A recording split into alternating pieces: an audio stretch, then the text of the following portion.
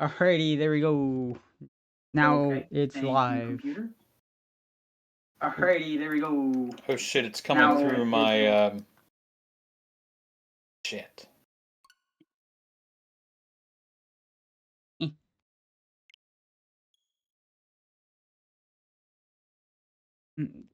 But it's live, you guys can see it. We're live on Discord or on Twitch? I Which because wasn't paying attention. it won't let me do it in two places at once. Ah,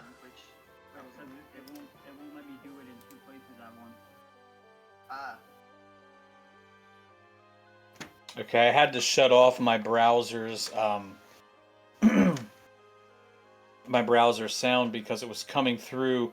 It was disobeying my computer and coming through my computer speakers. That's whack. Anyway, let's play some Paper Mario: Thousand Year Door. Oh shit! But that means if I shut off the sound, I can't hear the sound of the game. How can I turn off the voice chat on Twitch but still hear the sound of the game? You can't. Wonderful. I would have to mute us specifically. I don't know what to do. Harry usually just watches it muted.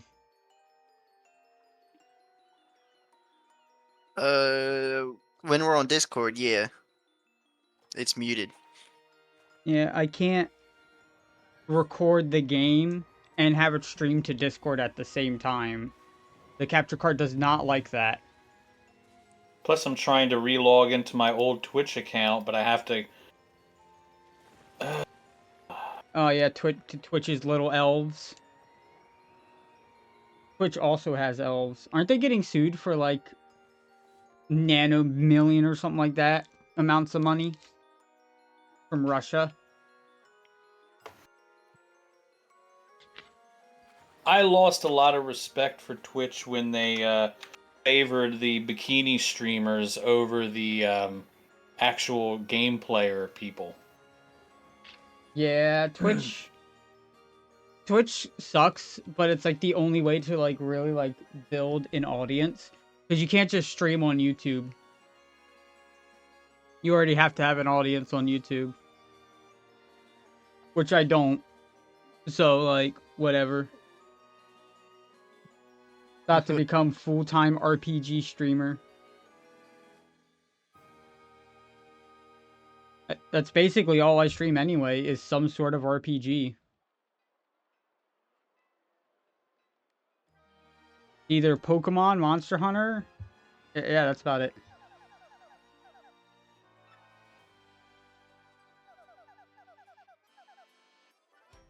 So Terry, a fun fact, the intro to this game that we're watching right now used to play during the what's that segment called before the title screen shows up? But it's showing all the different companies that worked on the game or the movie. The title cards, basically, where it would be like Nintendo, Intelligent Systems. Yeah, this would only play during that.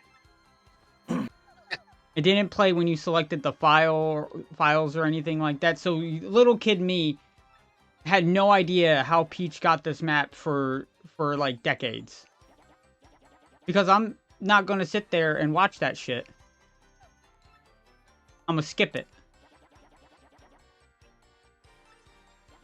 You know, it used to be back in the old days, they would always have some sort of, even on the old Nintendo games, you'd have like a tracked mode or some kind of story thing that would appear if you didn't hit start and you just let it play. I was so pissed when they no longer did that. Honestly, I really hate how a lot of games nowadays just go for simplistic UI. But speaking of the intro cutscenes like that, I don't mind it when a game goes right into the game the first time you boot it up. Like we skipped that we skipped that title screen, we skipped the file select. You're right in the game. Them's good times. Also, that picture over there on the right has all the partners from the first Paper Mario.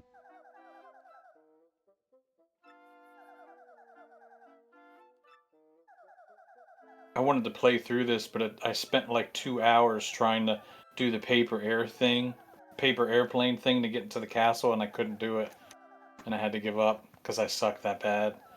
I don't mean to be mean, but that's like the easiest one in the whole game. I know. Can you imagine that there's harder ones, and I wouldn't even be able to do that? Really, after that, there really isn't anymore. There might be like one or two.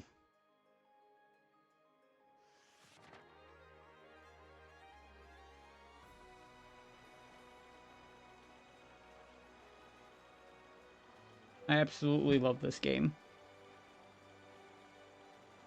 I love the first 3 Paper Marios. Not so much Sticker Star and Color Splash. And Origami King. The sad part about Origami King is that it has some of my favorite writing in Paper Mario. The problem is the combat system. I think it's cool that you can do every encounter in one turn, but it's annoying that every fight is a puzzle. Carl knows what I'm talking about because he played that one. Wait, the original one, the N64 No, one? no, the one on Switch. I'm talking about how I like the writing in that game. I like the style of that game. I don't like the combat. I think the combat was too bad. I mean, it's not like super in depth or anything.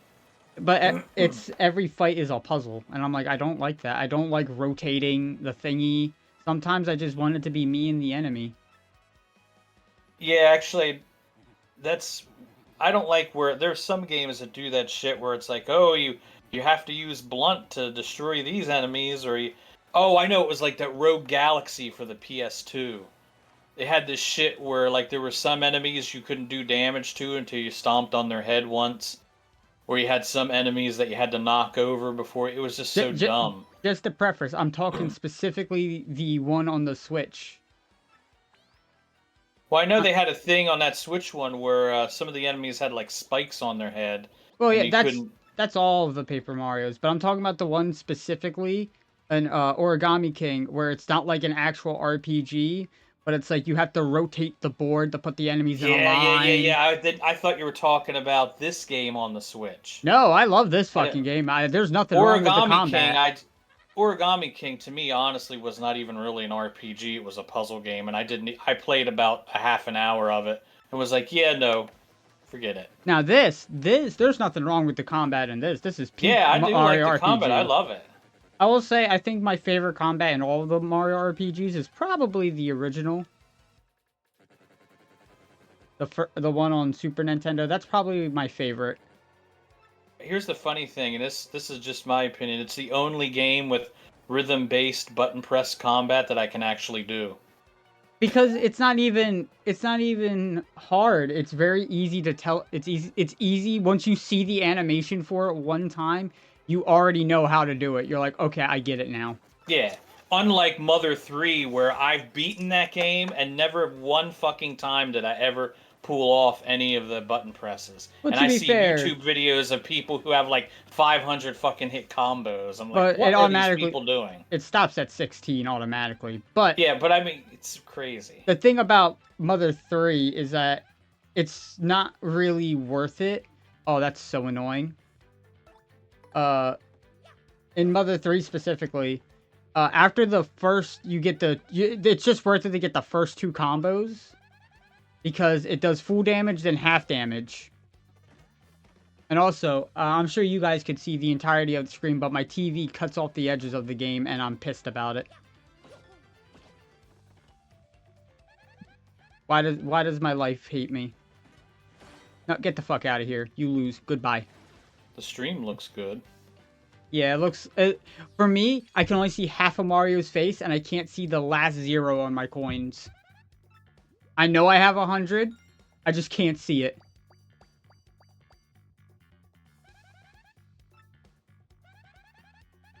I will say this, Paper Mario though, if you want a grindy RPG, The only thing you can really grind in this game is is getting badges.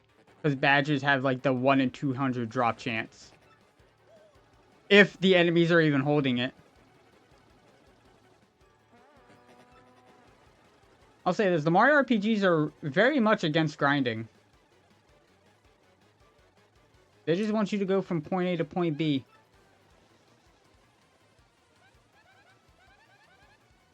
What a bunch of bozos. Oh yeah, one thing they added in this game over the GameCube original, every partner now has a back sprite.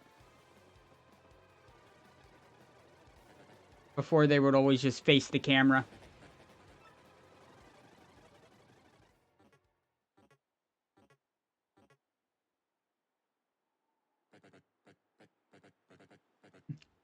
Johnson, did you see him?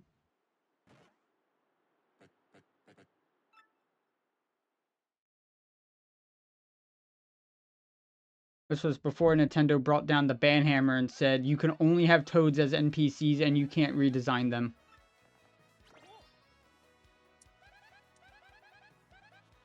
They can't even put a hat on a Koopa Troopa. Goombella's little kiss that she gives him. Goombella's such a sweetheart. I love her. Oh wow, they turn in, I forgot that they did that in the remake. They turn and look down at the guy getting beat up in the background. Now, you're probably like 30 seconds behind or some crap like that. Yeah, why am I behind? That's just Twitch. Unlike when I streamed to Discord, how it's like we're like only like maybe 1 or 2 seconds behind. This Twitch is dumb. But it's fine for the most part.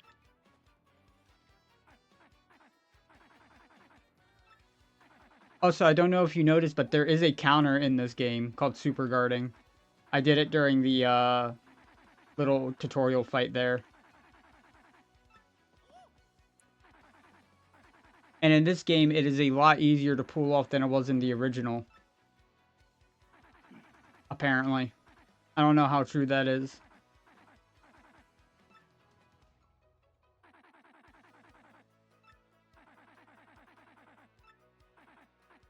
So cool to see a Mouser in the background from Super Mario Brothers 2. I never noticed that they were Mousers. Mm-hmm. Intelligent Systems really like Shy Guys. They gave them a whole chapter in the first game. And I like the Shy Guys being little mischievous little buggers.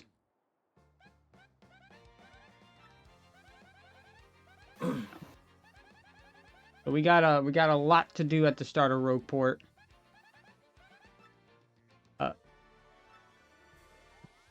Goombella joined our party.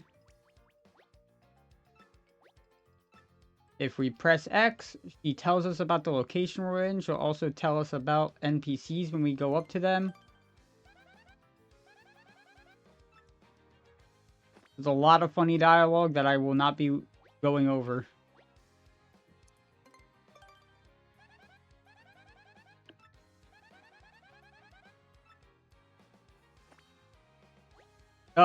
I don't like front-facing Mario, though.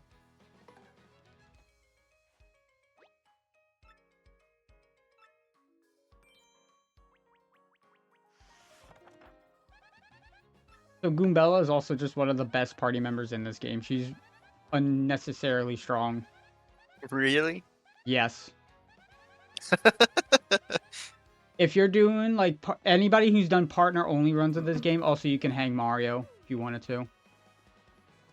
Anybody who's done partner-only runs of this game knows immediately that Goombella is really strong. You two, not another step. Don't come this way. Some jerk just bumped into me. Okay, now, she lost her contact lenses. You're not supposed to move. Don't move an inch. And the funny thing is you can jump, and you still break them. The art is so cute. Like, whoever drew the characters in this game is just a fucking genius. Look at how cute she is, even though she's angry. She just looks so adorable. Yeah. But also, you can jump in place and break her contacts. Which I think is really funny. Okay, so we broke her contacts. Now we gotta go over to the store and special order them.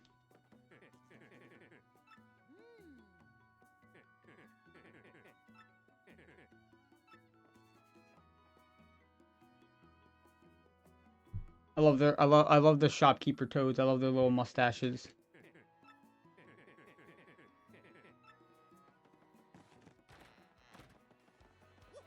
And now that we set that up. Ooh, almost forgot. I know it's back here. There it is.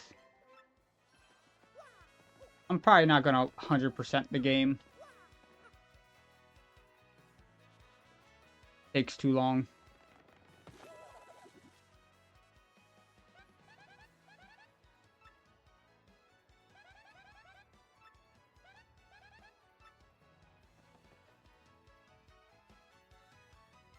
Okay, that dude just stole our money. We'll get our money back.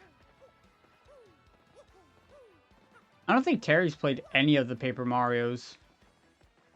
I've played one when I was a little kid. It was Thousand Year Door on the GameCube. So the one I'm playing right now. Yep. Don't remember much at all from it. It's good. Also, that dude steals half your coins. If you just go back to this house, he'll give them back to you. And there's a star piece in this house.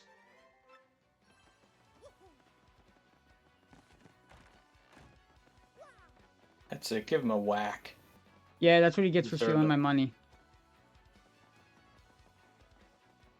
He's a not so shy guy. That's a bandit. Not a shy guy. Although he just had the... Yeah, because he had the mask on. And now that you mentioned it, I never thought of it. But you're right, he does kind of look like a shy guy. Okay, I get it. No. Let me buy the fire flower, you little shit. I want more. I want more.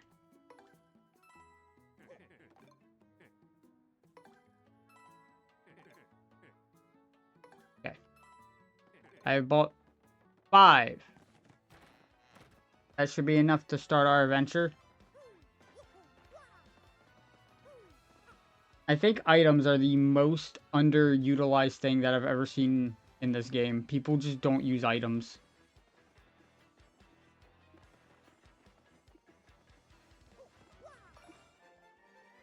Also, there's a star piece back in this little alley. I love that everyone has an animation for when you whack them.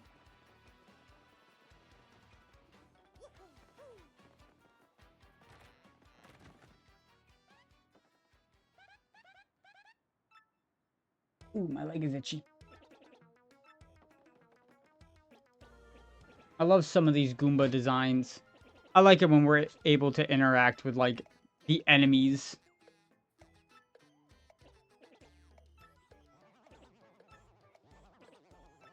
Not enough Mario games let us do that.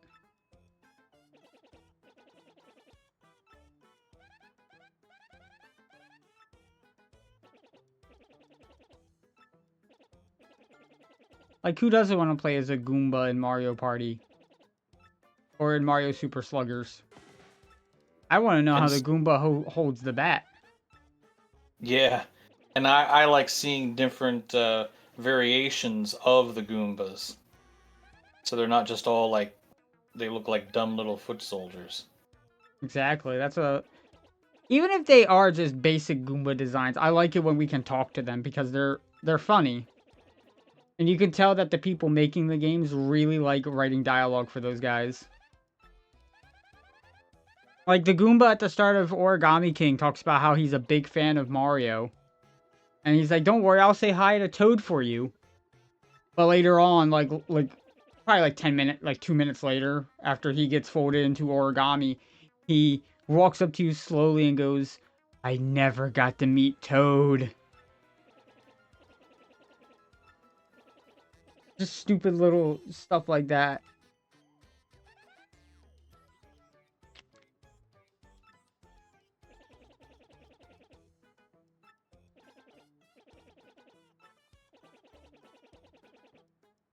Must collect the 7 crystal stars to find the legendary treasure. Man, that sounds like the plot of my game. Find the thing to unlock the thing. Shit, wait, that's the plot of almost every game.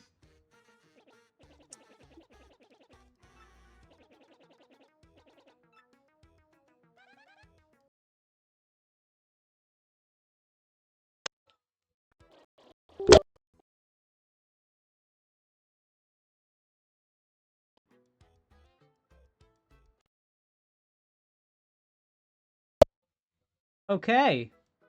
I'm gonna turn up the game a little bit. I realized it was a bit low. All my stuff just went unplugged. And now I can't hear anybody. Great. Oh, lovely. Terry? Hmm? Okay, I can hear you again. I asked if you were on Twitter. Oh, no. Because you're not On saying Discord. much.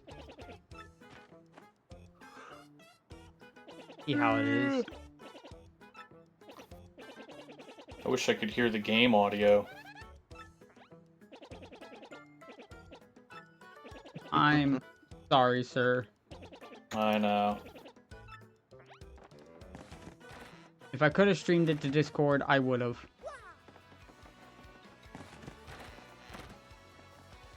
But I also wanted to stream and record this specifically.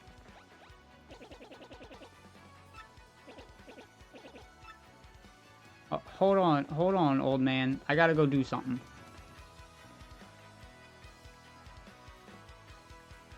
I know there's really no point in me doing this now, but I'm going to. At least attempt it. I'm gonna fight Gus.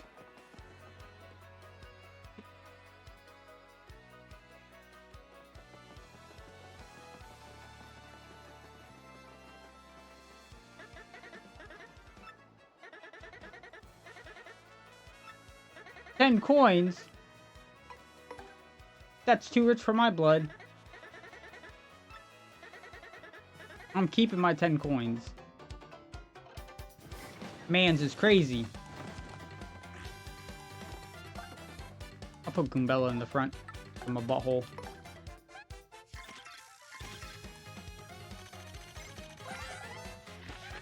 That's Gus. He's super annoying and tries to take tolls from everybody. Got 20 health, attack is 3, defense is 0. Ooh.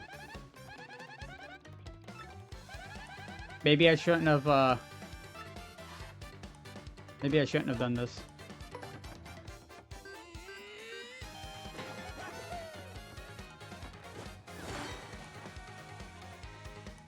Well, Goombella can't do shit. I did buy these fire flowers, so why not? Ew.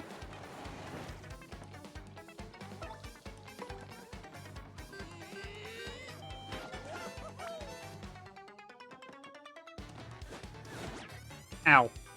Should have bought mushrooms, I wasn't thinking. I got no healing whatsoever.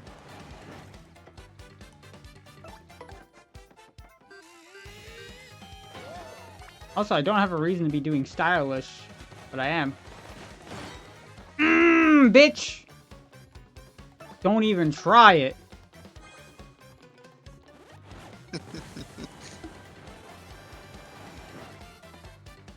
Basically, I'm fighting an enemy I shouldn't be fighting right now.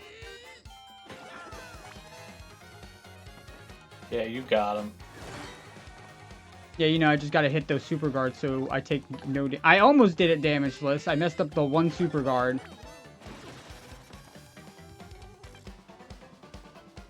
22 star points for that. I mostly like his dialogue after you beat him. Crud, you dumb video game heroes always pull this stuff. It's ridiculous. You think violence solves everything, don't you? Huh? Don't you? Then he runs away. Like a little bitch.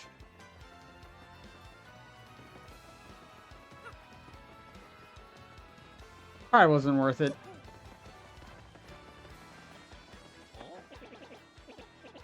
Mario, something just occurred to me. Really certain there are quite a few hoodlums below, so keep your guard up. Don't think we need to practice our action commands. Oh yeah, they're the three Goombas that hit on Goombella. In the remake, I think they changed it.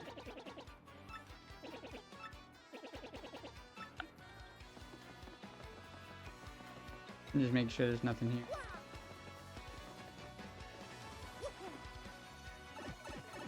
I think they changed their dialogue because catcalling's seen as offensive nowadays. No, I would figure.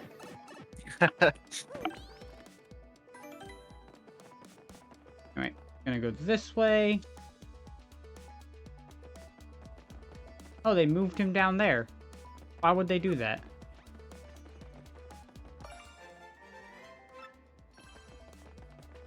Not like you can get anything useful this early in the game from him.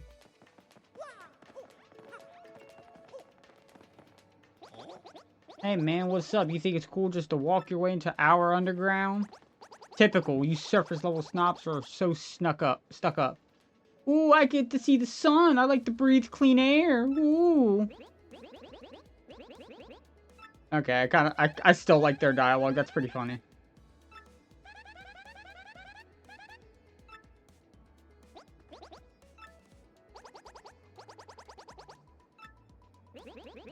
But yeah, Terry, in the original, they hit on Goombella.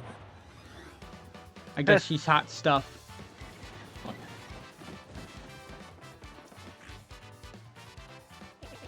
A Goomba, a Spiky Goomba, and a Paragoomba. My, the whole Goomba family tree. Spiky Goomba. Yeah, obviously you can't jump on the Spike Goomba. You can't hammer the Paragoomba. Oh my god, frankly, shut up!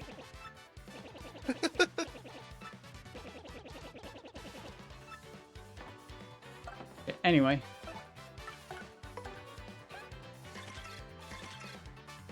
I don't know why I'm doing the stylish commands. I have no reason to.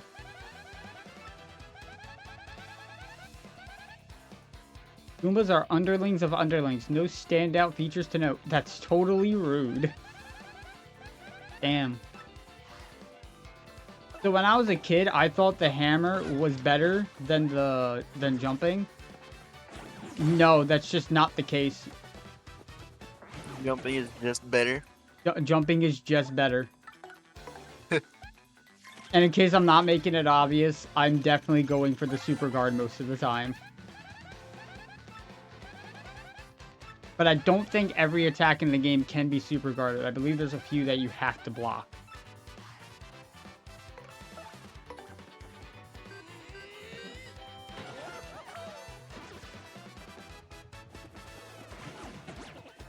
Ow.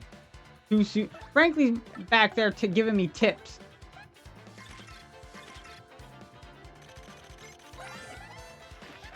That's a Paragoomba, basically a Goomba with wings. I am tattling every enemy, though.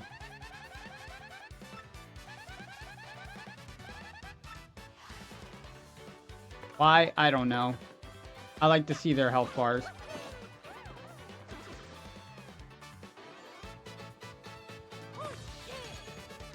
Well, I do that too in RPGs that allow it, just to fill out the book. Exactly. Later on, losers. That felt awesome. Goombella craves blood.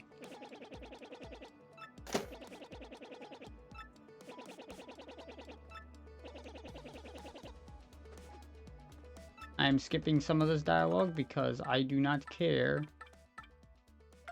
for the tutorial stuff. Yeah, don't worry. There's a whole. They have the catalog here.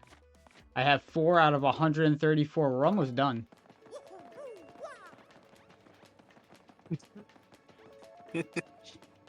Yeah, you're pretty close. Yeah, not too much longer now. Nope. Was this progression? It was. Oh, by the way, are you going to get Xenoblade Chronicles X? Comes out in a couple days. No, I don't have money. I tried to get it on Amazon, but apparently you can't. I guess it must be sold out. If I had the money, I would have. I would have also gotten Morrowind by now, but I don't have the monies. I can give you Morrowind. I can buy that. What the hell? Let me go on Steam here. I can gift it to you. Yeah, I got the second stylish. What up? Shit, it's only $5.99. Yeah, that's why I wanted to get it. But also, Xenoblade comes out on my girl's birthday. So I didn't want to have the temptation to play it. I will be getting it eventually because I love the original Xenoblade Chronicles X on the Wii U.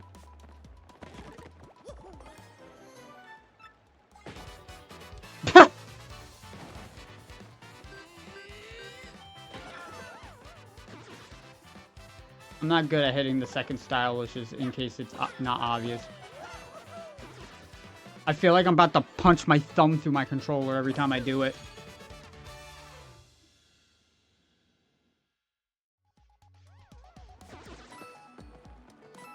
Terry, do you mind like turning up the stream real quick and making sure everything sounds okay in terms of volume? Alright, let me mute up so it doesn't reverberate into everyone's ears. Yeah. Good idea. Good thinking. Look at that dude! I know these guys have 3 health, so I don't mind striking them. Now, next time you go on Steam, it should say that you have Morrowind from me. If I did it right. You didn't have to do that, but I appreciate it. Oh, come on. $5.99? Jesus. If it was $50, I still would have got it for you. That's a... So I've heard people look at that name right there, right? That sounds alright. This creature right here, the one that I'm tattling. Okay, Zinnia? look at that. Yes. Okay, you see what it does? It spins at you, right? Mm-hmm. I've seen people look at that name and go Spania. What?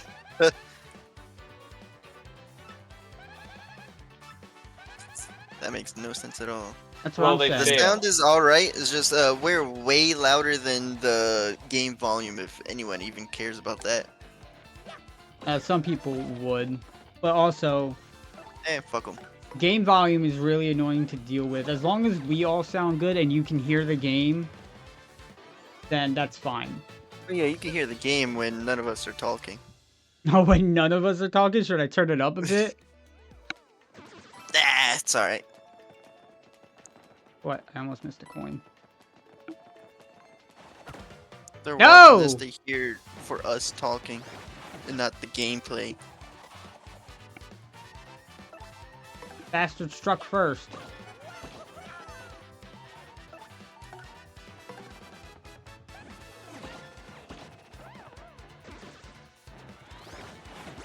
Ow. I'm not good at super guarding these guys, apparently.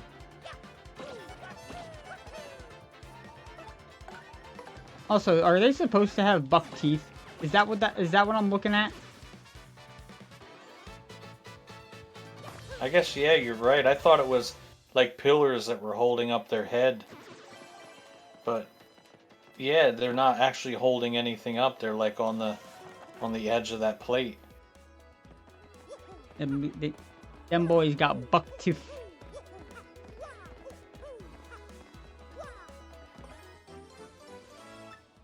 Still haven't figured out their technology yet. You gotta jump up every step. Why would they do this to me?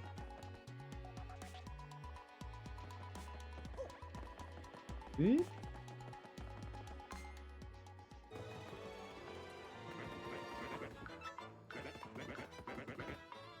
Oh, dude, we're the hero of legend.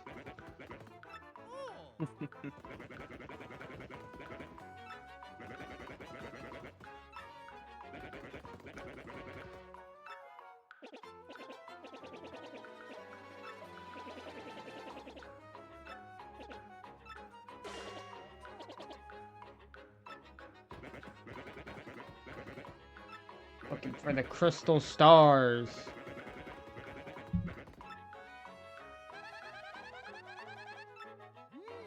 Well, obviously we gotta let him out.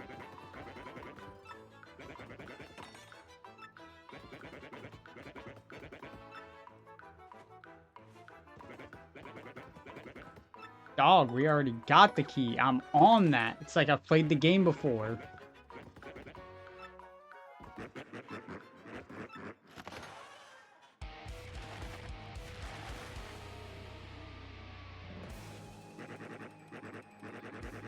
Watch out, guys. We're gonna get cursed by the totally not cursed.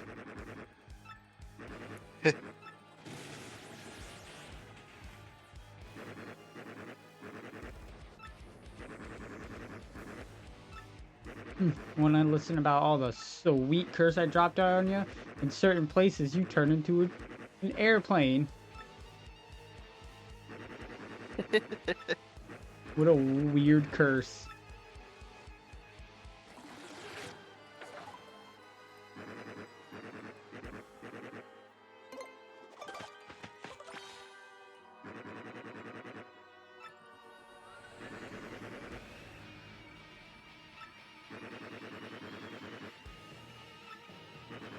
For me, it was a curse because I couldn't do it because I'm friggin' retarded.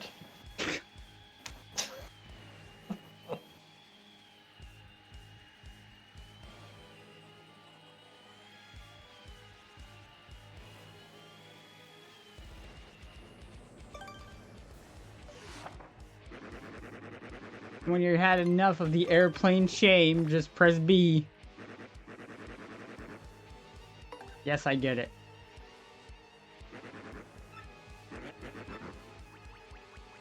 Damn.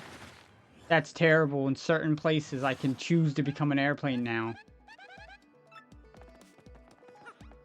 I don't even get forced to be one. I just choose to be one.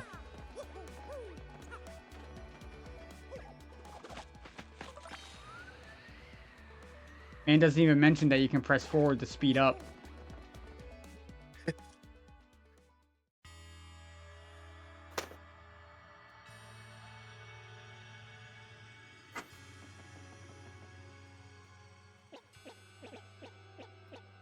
Look at that!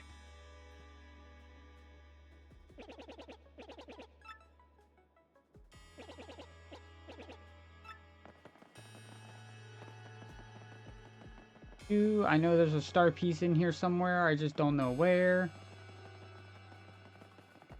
Oh, I see it. I thought I saw it. I'm stupid.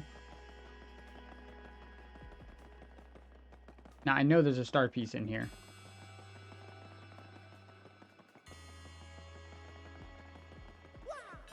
In the front?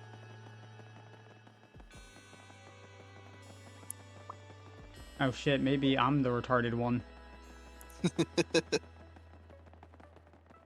I thought there was a star piece like behind the stairs or something.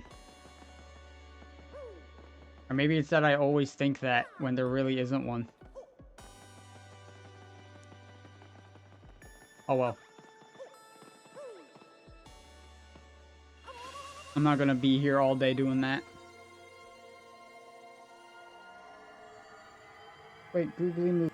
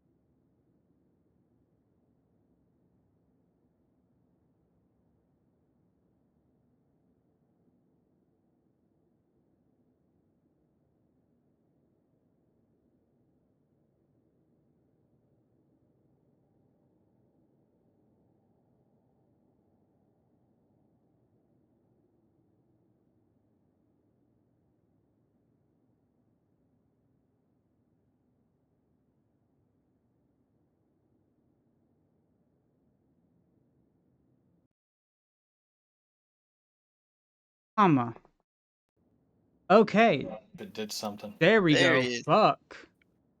I put my phone down on my desk and it had a goddamn fucking seizure. Are you kidding? Like, Jesus H. Christ, that was fucking annoying. Alright, there we go. Because I looked up where one of the star pieces were, and I just said, oh, I think it might be outside of this room.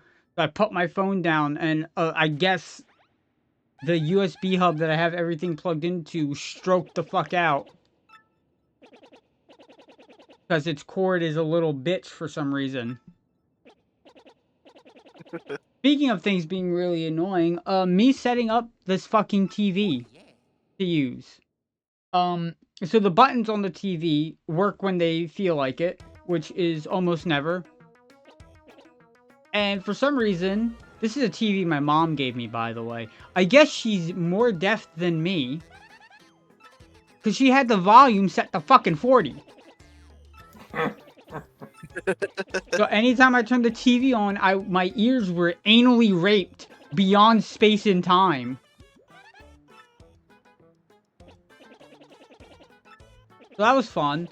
Until I had to hook up a Roku to it, which for some reason gave me access to turn down the TV's volume. Well, thank God for that. Now I can actually, like, listen to it at a reasonable volume. What kind of TV is it? It's called a Sanyo. Oh yeah, they're not very good. I mean, everything does it display a picture? Good. Oh yeah, no, I mean yeah. I'm not saying it. I didn't mean it like that. Now my micro TV that's in my son's room that I would love to have instead. That is a baller fucking TV and a baller monitor. 1920 by 1080, beautiful. That's all I need.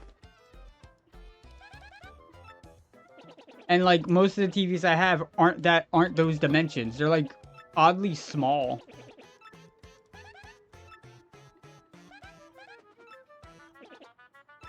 But what's really annoying is my laptop that I use to stream and all that stuff.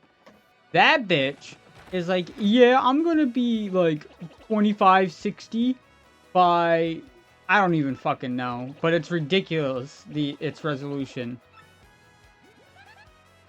Yeah, it's probably 2K. I'm like, I don't need that much resolution. My main monitor is a 2K monitor. I'm like, why would you ever need anything higher than that? You really don't. I mean, I will say that I'm going to tell you the TV that I got is like pure sex. And I really wish that I had a smaller version of this same screen. Yeah, because I can't find a computer. I thought my computer monitor was good until I got this TV, this LG QLED. I mean, these things are just, damn, just like playing Xbox or PlayStation on them. It has like a AI frame smoothing thing that like lets you get like 60 FPS in games that don't normally have 60 FPS. It's crazy. Because even playing Switch games on there, it makes the Switch games move smoother. And I'm like, damn, it's actually making the Switch look good. My man out here just casually insulting the Switch like it doesn't look good. No, actually, you know, I've out of all the consoles, I think it's really the only one that's truly worth owning. Because most of the good stuff on the Xbox and the PS5 can just be bought on PC.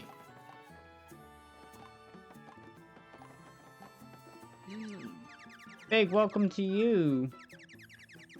I honestly think the only thing that the PS5 has that's worth anything, game-wise, that's not available on PC is Unicorn Overlord. But eventually that probably too will come to PC, I would imagine. That trash? What, Unicorn Overlord? I Breaking don't my heart. I don't like strategy games. Oh, it's actually based on the old Ogre Battle game, so it's like kind of different in a way. It's like a real-time strategy. Yeah. It's a game that I know I'll never enjoy though. I'm not much into strategy games either, but I always loved Ogre Battle. It's my favorite strategy game. The only strategy games that I would even that I even used to like was Disgaea. Yeah, they're good. But Too then time consuming for me. yeah, as I got older, I'm like I just don't have time to play any of the post game. It takes too long.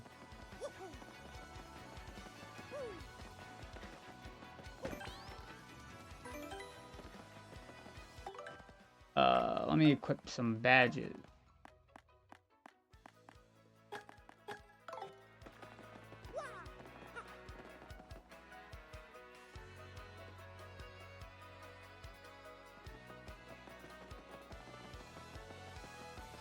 I think I need to talk to this guy.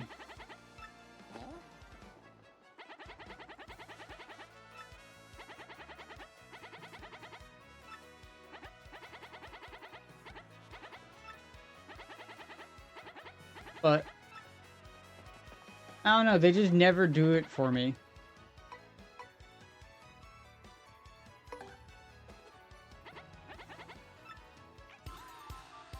I'd rather just play an action adventure game or an RPG. Yeah, I'm with you on that, but there were a couple of strategy games I liked. Really just Ogre Battle and the Shining Force games. No, go down. I'm not sure if I actually have to tattle these things, but I'm going to.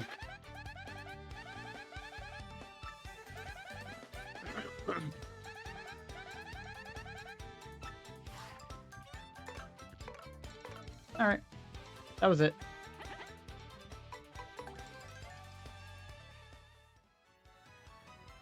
Now let's see if that actually mattered. Oh, look at him in his little kung fu pose. It did matter. Rumble? I don't want Rumble on. I don't like the Rumble. Makes my hands feel weird. I'm old. Yeah, I never liked it either. If I want to feel a tingling sensation in my hands, I'll just lay on it for a few minutes.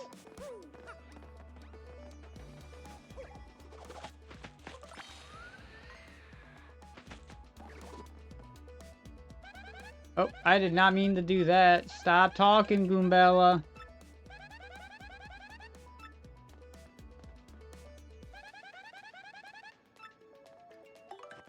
Okay, there's the quick thing. What's my health at? I probably should have healed. How can you get that treasure chest up on the ledge? So you see that pole up there? Eventually you get a high jump, right? Oh. When you get the high jump, you might have noticed that there's a crack in the wall up there, which means that wall can be blown up. So you need the high jump and the ability to blow up the wall. Yeah. What's in the treasure chest? I don't remember. The last time I played this game was on a 13-hour marathon. Where I stayed up all night to play it and beat it. I wonder what the speed run record is for this game. Fast.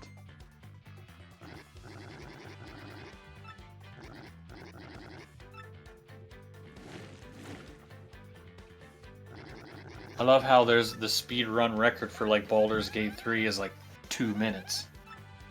Because someone found a way. Apparently, that intro level is on the same map as the last level in the game, and you can clip through it and get to the last level. Sounds about right.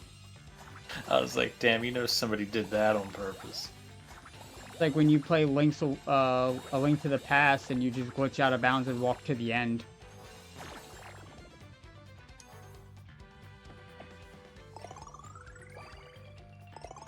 There we go. Now we're all healed up.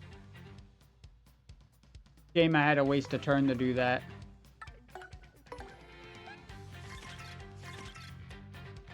But I didn't want to use my only mushroom. That's a blooper. Why is he so big? Yeah, I was about to say that they normally don't get that big. He's just a big dude. He's the big blooper. He took his vitamins. He ate his vegetables.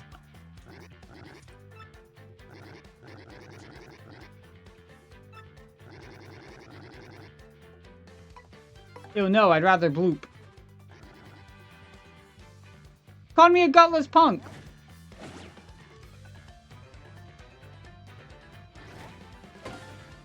Don't touch me.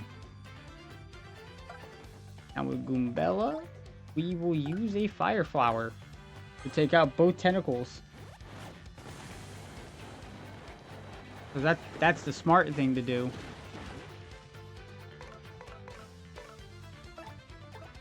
I guess I'll power smash him.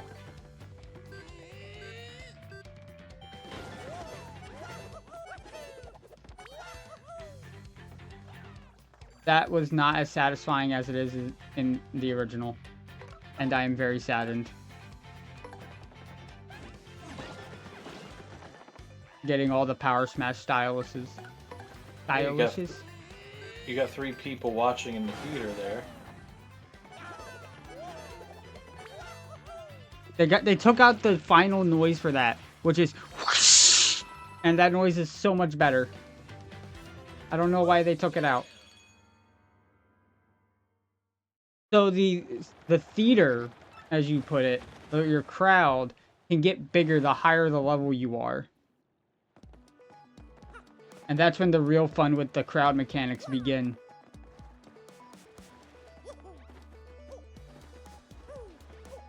I'm in.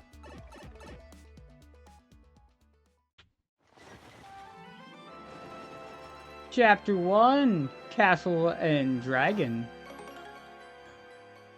You know, they were very tempted to put Dungeons and Dragons.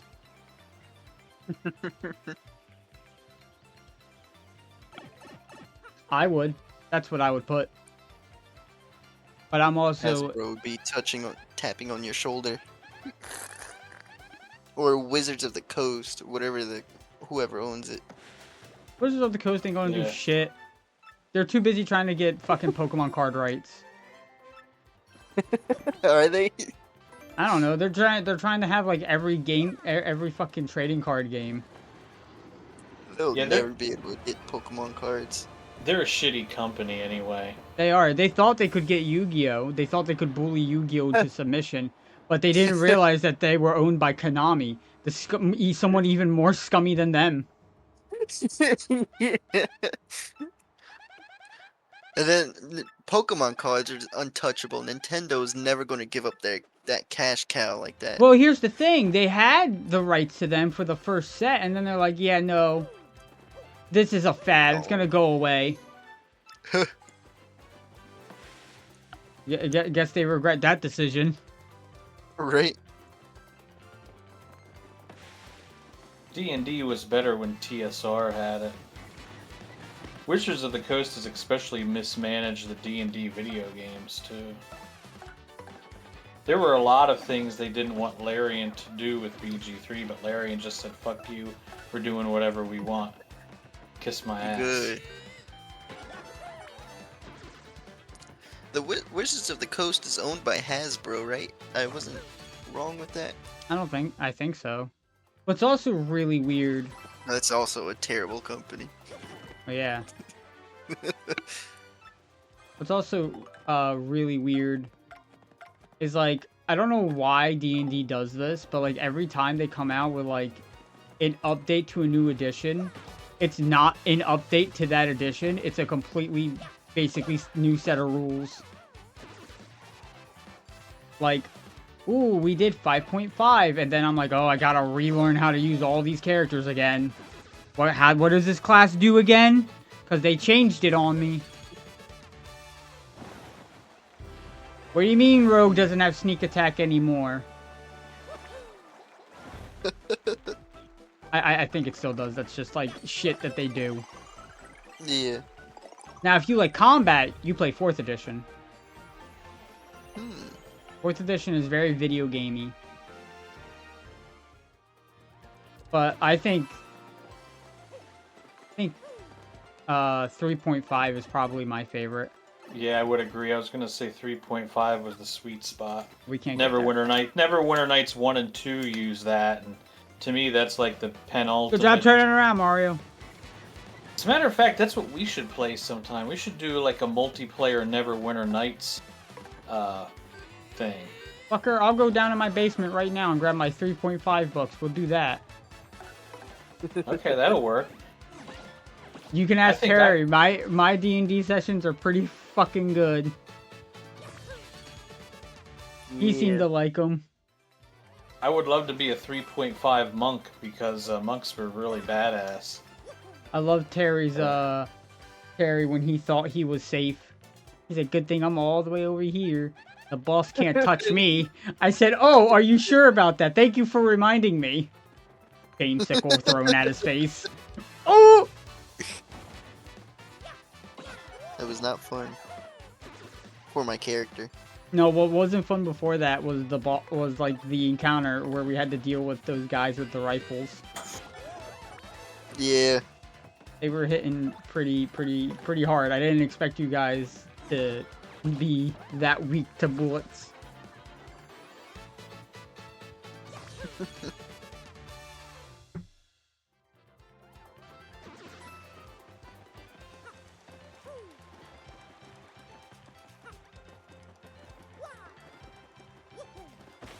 Oh, I have to hammer them now? That's weird. They're confusing me. The way that we would normally play D&D, Carl, is we go off, like... I guess you could say rule of cool. But mostly, we just make up our own world. And usually don't really follow too much of the actual D&D lore. Mm-hmm. Like, you probably never go to Waterdeep.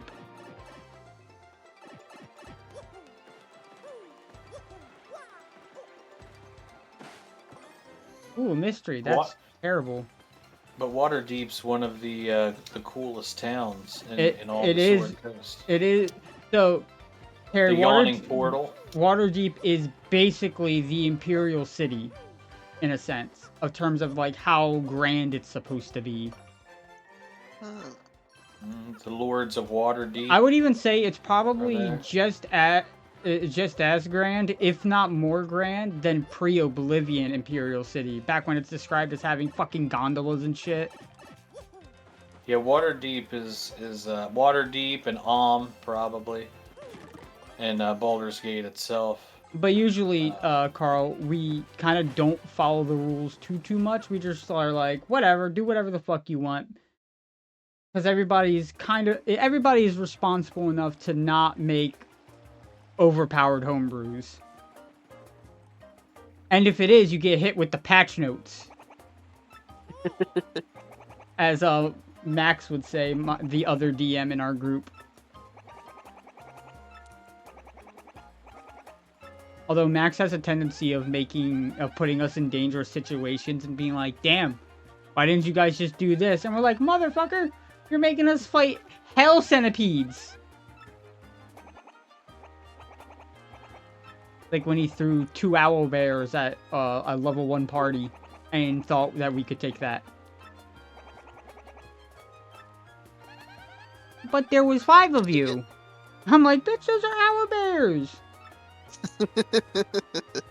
Just so you know, Terry, facing an owl bear that early is like coming across a bear in Skyrim. Just in general, coming across the bear, you're like, oh, well, shit. There's owl bears in Baldur's Gate 3. Very early, that's an optional fight. Yeah, but I don't know if he was aware of just how spooky an owl bear is. Spooky, but I don't know how spooky. That's why I said, like, coming across a bear in Skyrim pretty early. Always liked owl bears. They're one of my favorite They're enemies. They're one of my favorite enemies when my team can actually fucking handle them. Most of the time, I'm gonna get another power block. I know we get one for free later on, but fuck it.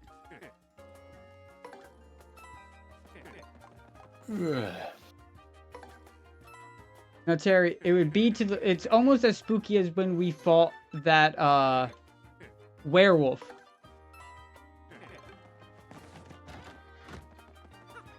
Oh. Kind of that level of spook. Of course, the only reason why that werewolf became spooky was because he downed me in one turn. Yeah. So I was like, well, and this Although, we kind of fucked him over. Yeah, you did fuck him over once I had to basically spell it out to you guys what to do. Yeah, oh yeah, it's silver. I'm like, what is a werewolf weak to? And you both just kind of stared at me like I had 5 fucking heads. And I'm like, Richard, what is a werewolf weak to? And that motherfucker said, Wolfsbane? Before silver. I was like, oh my god. Yeah, you're right. And then he's like, but there's no Wolfsbane around here.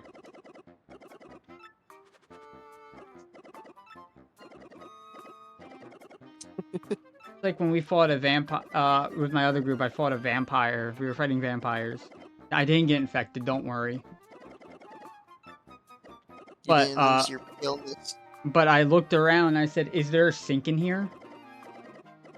And Max is like, yeah, there's a sink in here. I'm like, okay, I run over and turn on the sink. He's like, oh, okay. Then I splash him with water. And he's like, what is that gonna do? I'm like, look it up. Max goes on his phone for like 10 minutes and he finally finds something that says, oh yeah, vampires, they're weak to running water. And he's like, what the fuck? He said, and then he's like, they're also weak to Wolfsbane. Yeah, they put a lot of stuff. They made a lot of things vampires. Well, there is a thing that vampires can't cross over running water. Yeah, But there they're is not that. weak against it. But they are also weak to it. Hmm. And I'm like, he's like, okay, well, we're not implementing that because that's stupid. I'm like, okay. Did you forget I'm a cleric? I purify the water. He's like, oh my fucking god. Now it's holy water. He's like, this motherfucker came into a vampire's house, turned on the sink, and splashed him to death.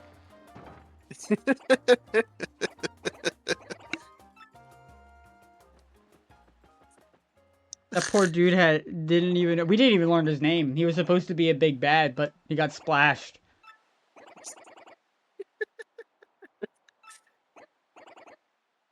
And it was so stupid. Is there a sink in here? Yeah. I go over and turn on the sink. He knew some fuck shit was about to go down. I could see it in his eyes. It's like when I metagamed a little bit and I saw him put a cliff on the board we were using. And I'm like, this thing has a push. Whatever we're about to fight can push us. I'm not going near that cliff.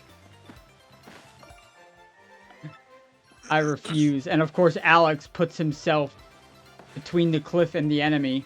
Sure enough, Eldritch Blast. You get pushed 10 feet. Now it's like, and he's like, oh, there I go. And like, yeah, there you go. Dumb dick. He's like, well, how was I supposed to know? I'm like, the fact that he put it there. And why would you ever go near a cliff in the first place? He's like, I was going to grab him and throw him off. I was like, really? You were going to grab him? The ogre. You were going to grab an ogre and throw him. You, the human, with 11 strength. Oh shit, he had 11 strength and D&D that's bad. Whatever version you're playing. That's a +0. Yeah. couldn't even get that 12, so he could add a +1. I think the way we did it is we rolled 4 dice and you remove the lowest one. I think that's what we did. But I'm gonna get a regardless, snack. I'll be right back. regardless, dumbass. How many of my stories go with, and then Alex? When I say that would be stupid to do that. Yeah.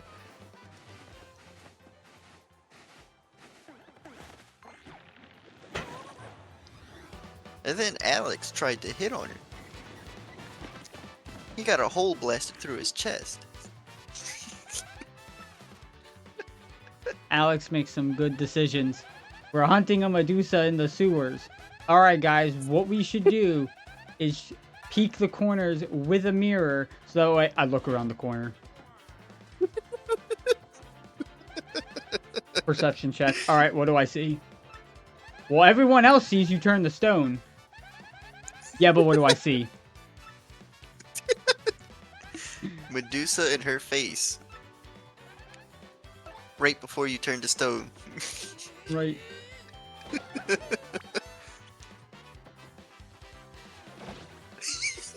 I peek around the corner. Was it just like his head just peering over? Yeah. Because he didn't specify what he was using. So everyone at the table was like, no, you did not use the mirror. Fuck boy. Yeah, because then he would have said, I looked at the mirror or something like that. Or I used the mirror to peek. The worst part was that we had to go. Yeah, after killing the Medusa. Wait, wouldn't that still petrify you? Seeing her through the mirror? Yeah, but it's less risky because you're not peeking around the corner yourself. Yes, Well, I mean, it could. Yeah. But it also gives us the chance of her petrifying herself. Oh, true. Because I'm pretty sure that's how they beat her in the Odyssey, isn't it? Yeah, like the guy's shield was like also a mirror or something like that. But no, Alex has like, made he some saw dumb her decisions. reflection So on then it. we had to go to the local church to purify him because I wasn't a high enough level to just do it myself. You guys had to carry him. Yeah, and of course his weight, I think, went up by, I think we agreed on like 4 times or whatever. Whatever stone is. Thankfully, we had Jerome, who had a fucking belt of Cloud Giant strength, so I think he had like 25 strength or whatever. Oh. So he just picked that bitch up and was like, alright. And he opened up the door to the church, and we've been to this cleric so many times because of Alex. He goes, Alex? Yeah. Put him down. Alright. What is it this time? Motherfucker's stoned. Oh, you mean literally? Alright.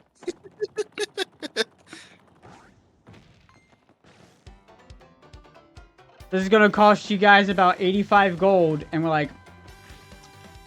And we all looked at Alex. We said, roll up a new character. He's like, but we have like 1,000 something. And we're like, we don't care.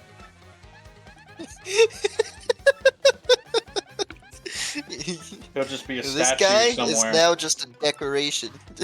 Get a new character. We were like, we're not doing this, bro.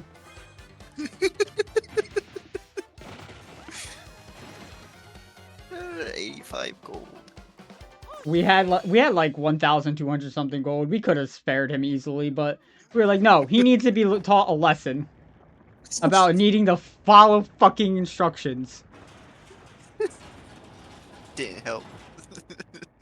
Oh no, he made good decisions after that for a little bit. Oh, for a little bit.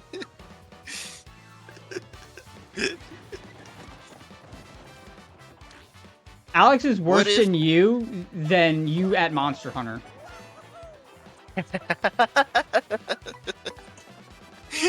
That's impressive.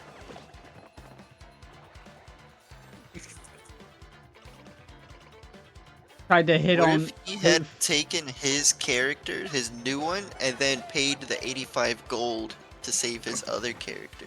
No, you see, Alex was actually banned from using the money. Yeah, that makes sense, actually. After, what was it? What did it for me? I think he was like, I'm going to go have this item enchanted. Okay, so he goes talk to the shady guy in the alleyway because that dude was cheaper. He's like, this is smart. I'm going to save us some gold here by enchanting my dagger. Because he's our rogue. Okay, he's our rogue. He's like, I'm going to enchant my dagger and have it like inflict paralysis or poison or whatever. So he paid like 500 something gold, all of our money at the time, to get this dagger, an enchanted dagger of paralysis. Here was the thing. This is a sketchy motherfucker. So he got it on the cheap. Good for him. The dagger paralyzed the wielder.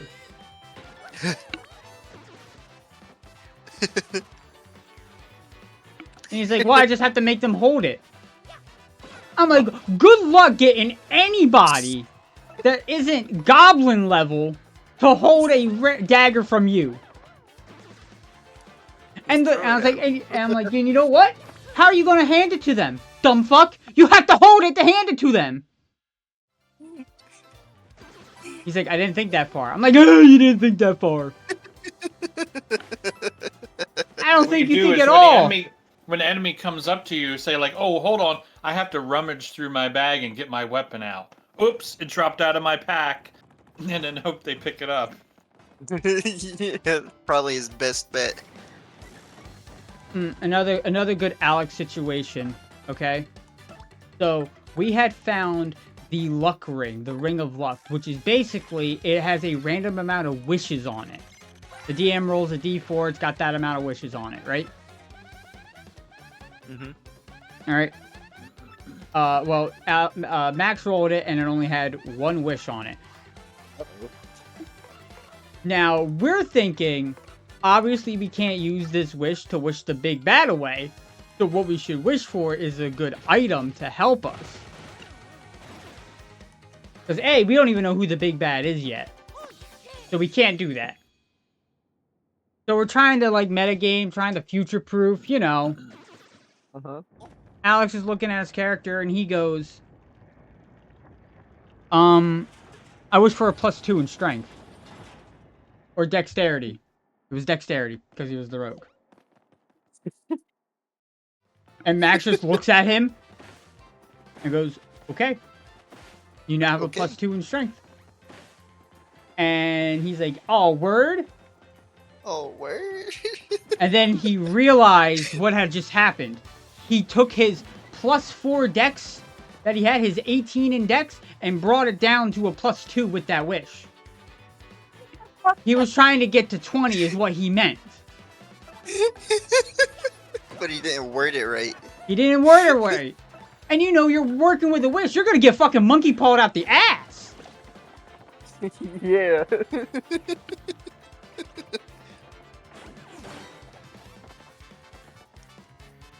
So of course now we're out of a wish. He wasted it. The luck ring breaks. Because it's out of wishes now. And he's got the whole squad looking at him. And he quietly goes, I may have fucked up.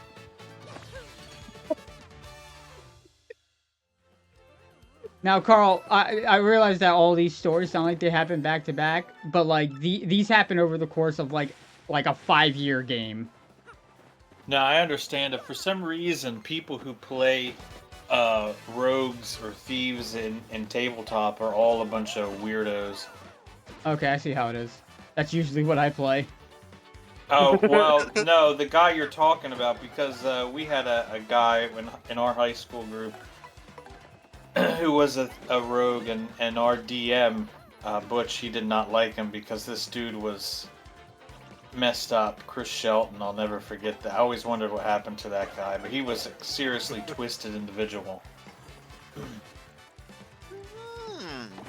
I played a chaotic neutral dwarf who was a wine collector, and he collected vintage wines. So My first character that I ever played was a warlock named Melia. Melia. And the first thing that happened to me was I got a curse that allowed me to see into the Eldritch dimension. So I got to see things that no mere mortals should ever be seeing. Constantly. And our DM at the time, Drew, had us go and fight an Eldritch abomination, a cosmic horror that had a passive fear aura that when you got close to him, you would be inflicted with fear. Except me. Because this dumbass forgot that he is letting me see into the Eldritch dimension since session 1. It is now 5 sessions later. So why would I be scared by this random fucker? they're like, oh, this guy, I've seen far worse than this in my sleep. And he was like, nah, you get feared. And I'm like, you've been making me see into the Eldritch dimension for the last 2 in-game years. I see Eldritch horrors when I take pisses. Like, this means nothing to me. I'm like, at this point, I think I'm pretty used to it. I'm gonna purposefully fail the quiz.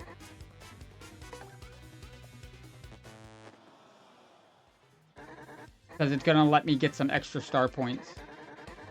Oh, really? Yeah. It'll make you fight some enemies. They definitely don't cost 20 coins. But... And the way we've always done poison in D&D, and we've done it like this for years. We don't do the... We weren't doing exhaustion because no one could ever be bothered to actually keep track of it. So we just stopped doing it, right? Obviously, it's that guy. But, so we've done poison at the end of each round. Depending on how severe the poison is, it's either 1 damage, a d4, or multiple d4. Alright? So we've done it video game style. This same motherfucker Drew, when I was DMing, now keep in mind, we've done poison damage like this for years. Never changed it. When he suddenly has a character that makes him basically summon a ghost to fight for him, and if he takes any damage, regardless of what type of damage it is, that ghost disappears. Now all of a sudden we gotta use poison the correct way. Even though literally earlier that day, my cousin Eric was poisoned, and he took the poison damage. He took a ton of poison damage. I'm like, I love that we're changing the rules now. Also, Right. so the reason why I failed the quiz was because A, you get to fight a unique enemy for this area of the game that you don't fight till later. And you get to fight 4 of them. This is why I bought the POW blocks specifically, because POW blocks pierce defense and they do 2 damage, which is exactly their max health. So they all die, easy win, and I get a shit ton of star points. Nice. I've done this ever since I was a little kid. Now, I don't really see a reason into having more badge points at this point in time. So I'm gonna go FP, actually. I don't need health.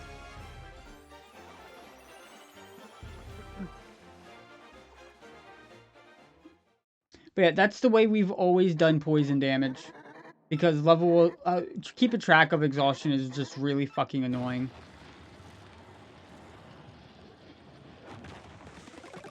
The only time we really use exhaustion is when you're doing harsh environments. Like a desert. Yeah, like a desert or a tundra. Me and Richard had one of my favorite character combos, though. He was a rock man with a basically kind of like a turtle shell. He had flint on his back. I was a wood imp. I was basically made of wood. So, whenever we were in dark places, I would just light my hand on fire and walk with him. God damn it, I keep pressing X to open the menu.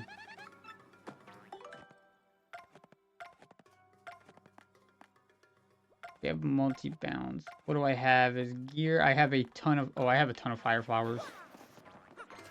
I'm actually going to skip these guys real quick. Because they are not a required fight.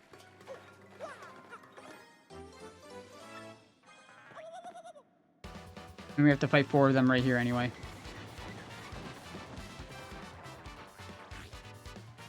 Oh, that one's got a sleepy sheep. Yeah, items at the start of Thousand Year Door are really strong.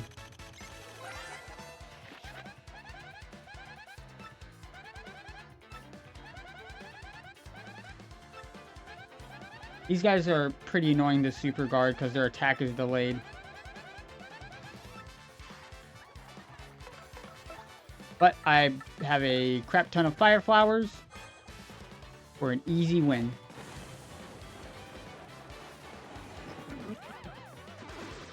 Oh, that feels good.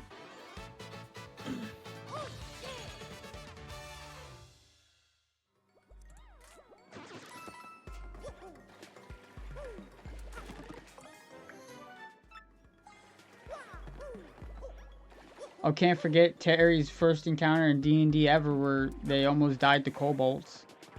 Yep.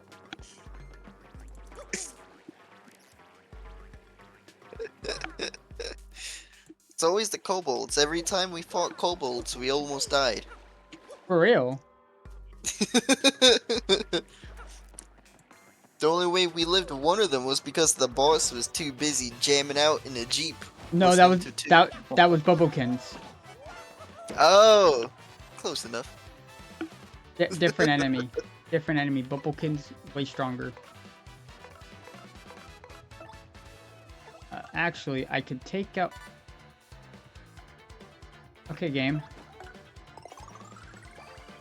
That's very invasive. But yeah, he was jamming out in the truck, and then Richard had who was it that used the firework and then said, "Is this going to mess up the truck?" That was me. And I was just like, "It does now." Yeah. I'm like, hey Nick, if I use this and it hits the truck, will the truck explode? It's just a quiet pause for like 5 seconds. It does now.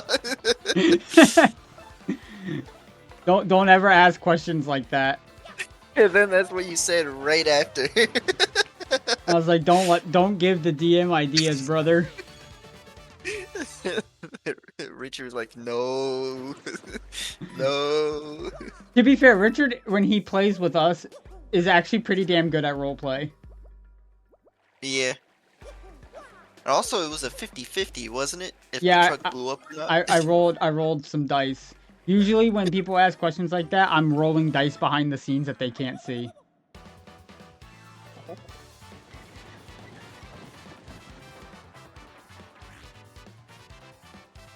I don't think my cousin Eric ever liked me as a DM because he hated when I would actually challenge him. Because he would... The problem that he did was he power gamed, alright? Now, Carl, I'm sure you're going to notice this problem right away. No one else at the party, at the table, power gamed. Only he did. So when making encounters, you know what ends up happening? All the enemies are balanced to beat him, but not everybody else. So everybody else gets shit on by the enemies because one motherfucker decides to be overpowered. Yeah, he has to create the ultimate build. And because he creates the ultimate build, I have to balance the encounters to make sure that he takes damage, that he feels like he's in danger and having a challenge. But everybody else is now in a poopy situation. This would be me if I create a deck. If I create a halfling monk that's dex based with weapon finesse fists. And he's Like, like, I'm that's- not even power gaming that hard. And I'm like, bro, you are. I can't give them good rewards because any reward that would benefit them also would benefit him. And logically, they all think, give it to Eric. He does the best.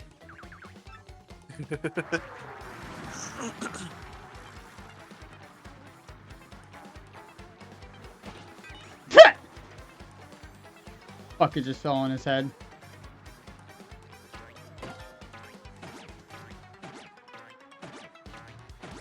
Okay. Apparently I'm dog shit. Wait, what do you mean Mario guarded, but... I hate this game.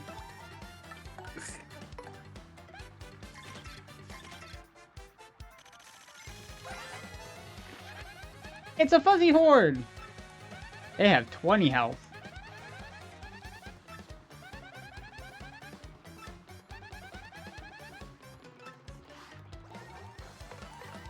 I'm actually gonna sweet treat so Goombella doesn't die.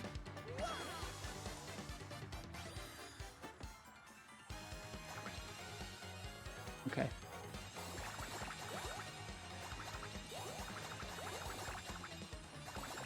Thank you for giving me all the Mario HPs that I so desperately need.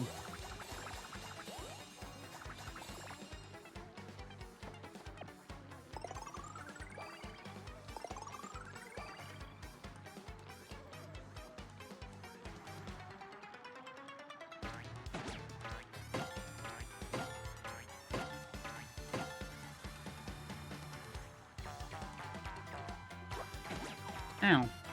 Bitch. Think I'm going to power smash him again. I can't because of the fuzzy horde.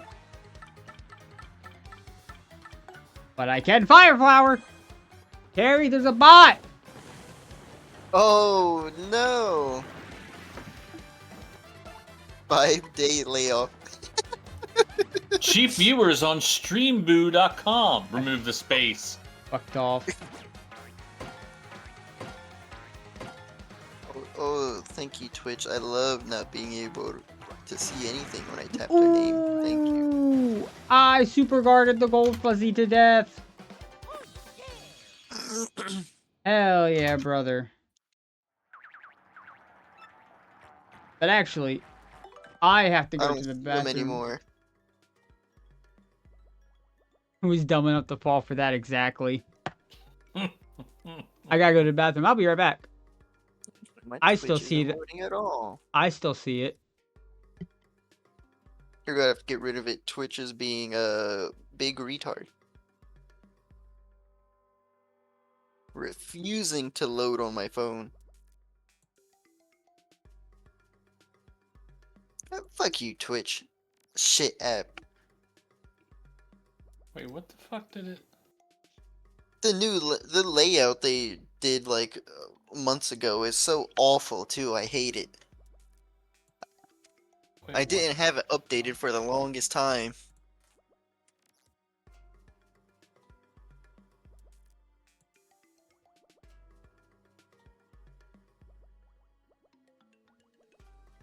I think I hit something and I accidentally left the stream for a second.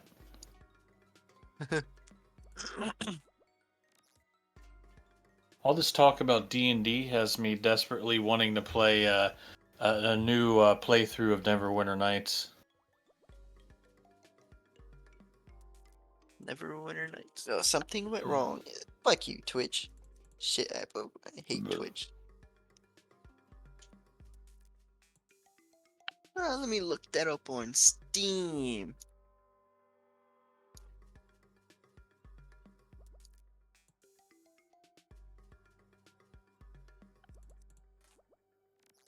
Neverwinter Nights. So where are all the bikini streamers on Twitch? Can I see some porn? Where's the bikini streamers?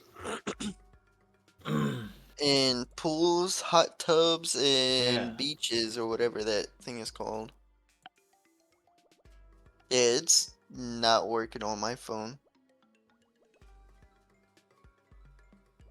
I guess the app is down or something. Ugh, it's so fucking terrible. Oh shit. just fucking awful. I gotta pull it up on my.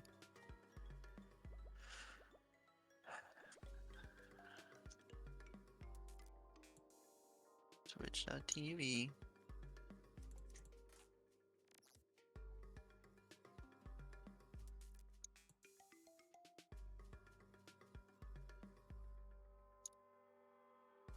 Alrighty, I got myself some Slim Jims. I'm gonna ban Oh them. boy.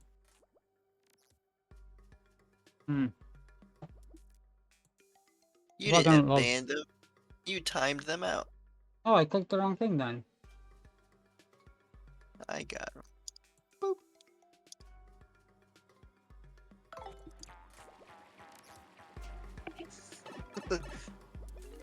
I had to go on my laptop on the website because the app is down or something.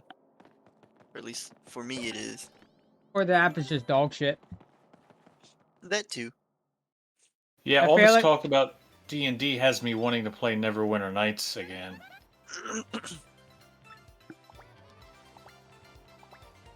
You know what's good about that game? If you buy the enhanced edition of the first one on Steam, it has every single DLC that was ever made for it. So honestly, you're getting like 300 games. Because there's just like so many fucking mods and bonus adventures. I don't think I've In ever that. played Neverwinter Nights. It's the ultimate multiplayer D&D game, and they'll never make one better than the first one. That was the ultimate.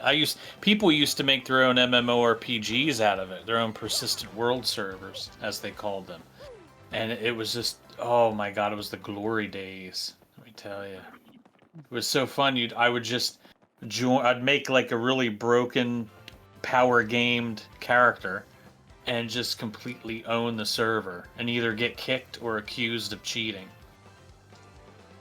So. Good times. Good times. This guy's having too much fun. Ban him. Yeah, that's where I did the halfling dex based, everything else is a dump stat, all in dex, weapon finesse fists character.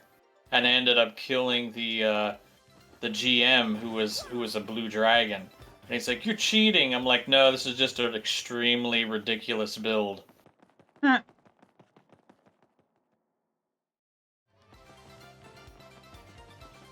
Ow.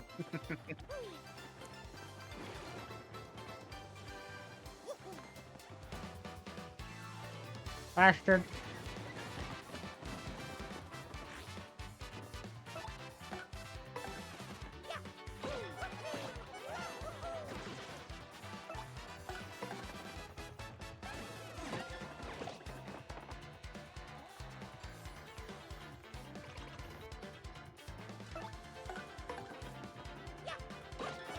Boop.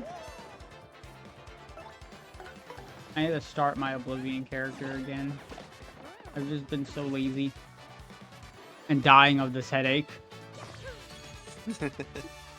Yeah, it's funny because after you said that around like 8:30, 9 o'clock, I started to get a really bad one at work. I had to come home and pop to a leave. Well, with the place you work, I'm surprised you don't get one every day. Yeah, well, I get other things, but the headache was pretty bad. It was all over my head.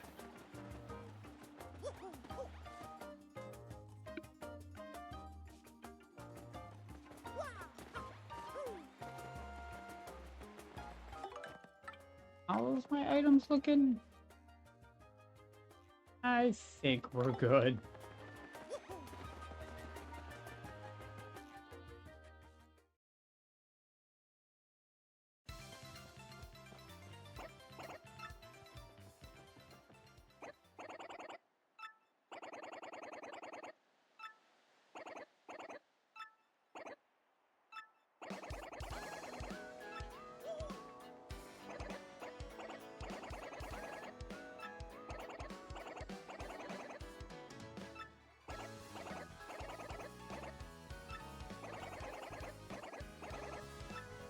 I remember back long ago, I used to know a guy who used that turtle guy as an avatar, and he was the most annoying fake gamer I ever saw in my life. How do you be a fake gamer? Well, see, he used Well, to I say guess how a he was lot like, of those Elon Musk. no, a he lot of used those to. girl streamers. No, because I remember he was always like, oh, you know, I'm so elite, and you guys are all noobs, and this, that, and the other thing, and he took someone found a picture of his so-called collection, and it was like he had like 20 like PS3 or 4 games, and they were all like typical like it was like Madden, NBA 2K, and shit like that, and everybody was Call of laughing. Duty, It's like this dude, yeah, it's God like of this War. dude, he's not even playing anything. And I remember he deleted his Twitter account. Ultimate form of shame. Mhm. That's when I go and take a picture of my PC game collection still in boxes. It's like, oh, look at that. Every single Elder Scrolls game that was ever made? Yeah, got it. All the Baldur's Gate, Icewind Dale, Neverwinter Nights games still in their boxes? Oh, yeah, got that too.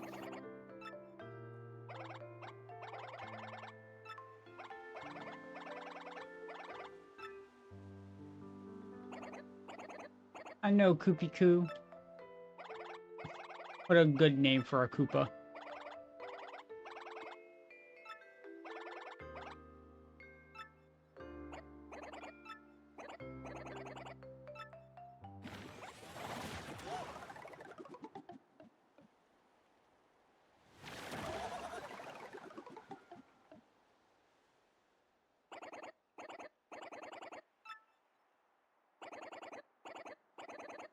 Oh yeah.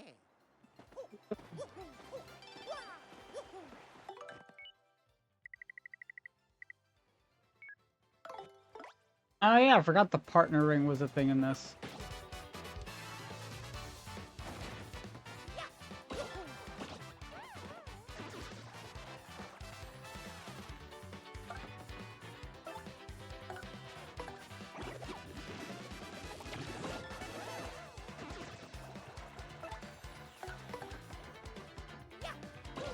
So besides Elder Scrolls, what are you all playing?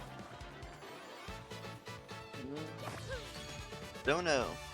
You haven't been playing anything else besides Oblivion, Terry? Yeah, pretty much.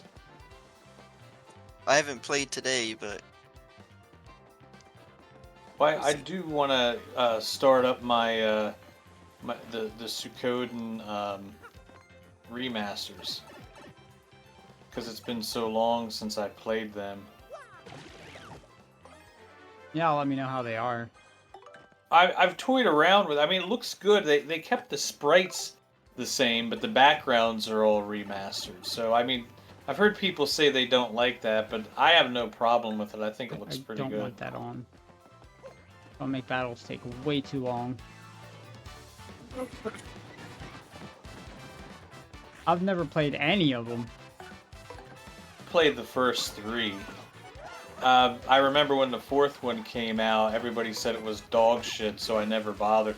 3 was kind of weak, and after playing 3, I really felt like the series was going downhill.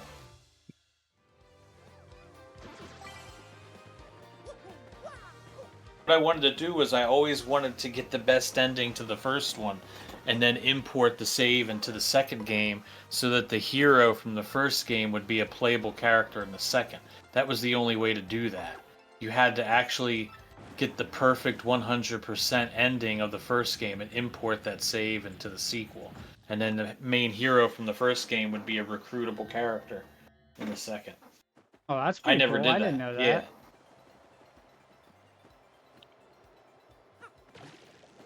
The thing is, you have to do a bunch of really insane things that you would never think to do in a normal playthrough.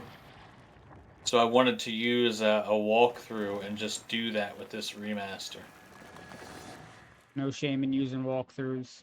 Yeah, because I know one of the things was there's a certain major character that dies in the game in a fixed fight, but apparently there's a way to actually avoid that.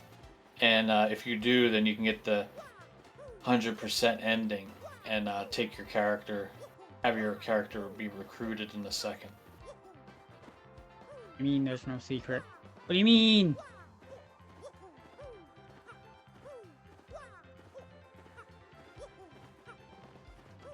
Listen, just remember, no matter how bad you are at a game, you'll never be as bad as Aaron Hansen. I don't even know who that is. Ego Raptor, Game Grumps guy. Oh, I know the animator Ego Raptor. I didn't know he was a streamer. Yeah, he does Game Grumps. He's really fucking annoying. And anything he says about any game just pisses me off. Cause like when he would make, I think it was called Sequelitis. Like he made good points, but then you watch him actually play the games, and you're like, oh, he has no idea what the fuck he's doing. And it pisses me off. Like, you know what? I'm gonna skip all the little tutorial messages and then get mad when I can't figure out this puzzle for babies. That's him. That's his grind set. I know Terry does the same thing. But Terry eventually gets good at the games. Eventually. Kind of.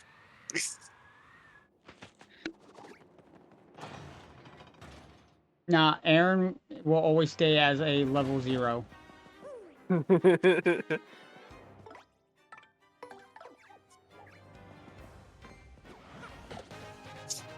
I shouldn't have done that. Oh, that sucks.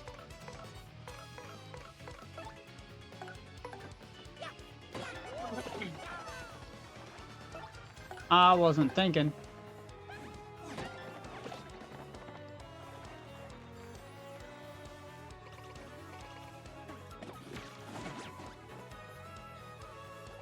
I don't know, that shit just really annoys me.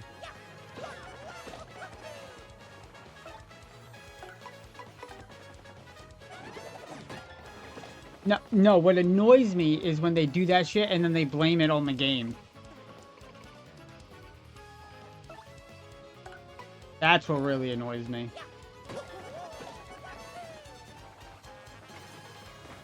Or my favorite thing that he did is when they went through Sonic Adventure 2, or was it 1? One of the Sonic Adventures, right?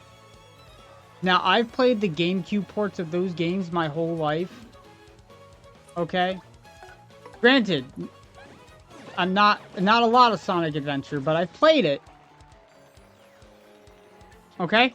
And the GameCube port of Sonic Adventure 1 is bad. The Dreamcast version is usually the superior way to play.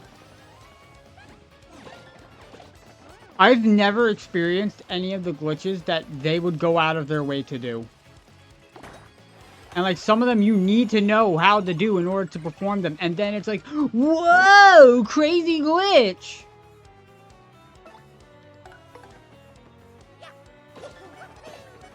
That's like if I was playing Ocarina of Time, right, Terry? Mm-hmm. And I did the wrong warp glitch and warped to Ganon to the very end of the game and then pretended like it was an accident going, whoa! This game is so fucking broken, it's bad! That's what he does. And that's there's annoying. A lot of people that do that. They just, what they do is they parrot what everybody else says. It's like, everybody hates this game, so do I now. Look, oh my god. Ain't I cool, guys?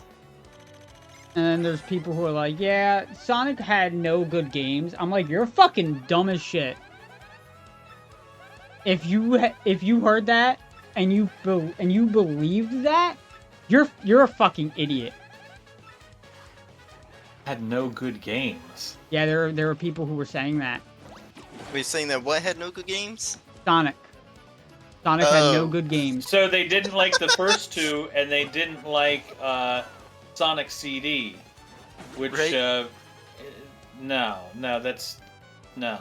First of all, Sonic 2 that exists. Sonic CD that exists. Sonic 3 and fucking Knuckles. Yeah. Yo, you're fucking crazy. Also, Sonic Adventure 1 and 2 are good games. Say, yeah, they are. They are really good. I still have them for my Dreamcast. Like, yeah, Sonic has a couple stinkers out there, but like, come on, dude. I really should. You know what we should do? We should get together at your place, and I'll bring my Dreamcast and my games. You can play on my Dreamcast. Because I actually got I got a HDMI adapter for it, and I can hook it into my TV, play it on HDMI. Hell yeah! Because it was fun seeing my old Phantasy Star Online saves.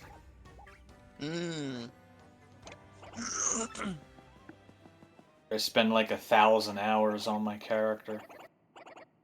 Played that game way too much.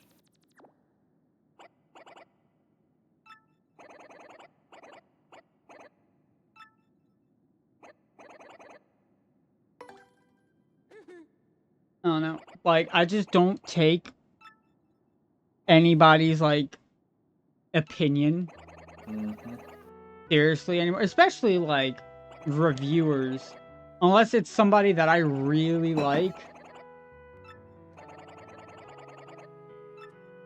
But like there are people who will be like, yeah, Skyrim is dog shit. I'm like, Skyrim is not a bad game. No, see, that's the one thing that always bothered me whenever I would review games. I feel that you can not like a game, but you have to... It's like, I always point to my review I did of Fallout 3. And I said, like, as a Fallout game, this is dog shit. But as just a game, if you go into it not, as a Fallout diehard who, is holding the game up to the other Fallouts, if you just go into it wanting a looter shooter, then it's actually pretty damn good, shooting mechanics wise and everything. I actually really enjoy those games. Exactly, it's the same thing with Skyrim. Now, I'm gonna just give you my opinion on Skyrim. I don't particularly... I know I've beaten the game about 4 times, so this is a game I don't like, but I've beaten it multiple times. As an Elder Scrolls game, it's actually the weakest of them all, but... Whoa, Arena exists? Actually, I kind of like Arena even better than Skyrim. I can't play Arena. I've tried. I've gotten halfway through it, but I've never beaten it. But that's because I get to the Elden Grove and the goddamn trees that cast every single spell in the entire game at you at once always fuck me. So you have to know Shalador's Mirror before you even get into there, and I've never grinded up that much to get it. But anyway, point is, as an Elder Scrolls game, it's severely lacking because of the lack of RPG elements. But as like an adventure game, if you're just going into it having never played an Elder Scrolls game and you just want some place where you can dress your character up and go on quests and kill shit, it's actually pretty decent. So it just depends what you... And I would always make it a point in reviews to say this. I'd review it as a contemporary, as against its contemporaries, and I would review the game on its own merits. And I feel that there's no other reviewer I've ever seen that does that. And I feel it's very important to do that when you review a game. I wholeheartedly agree.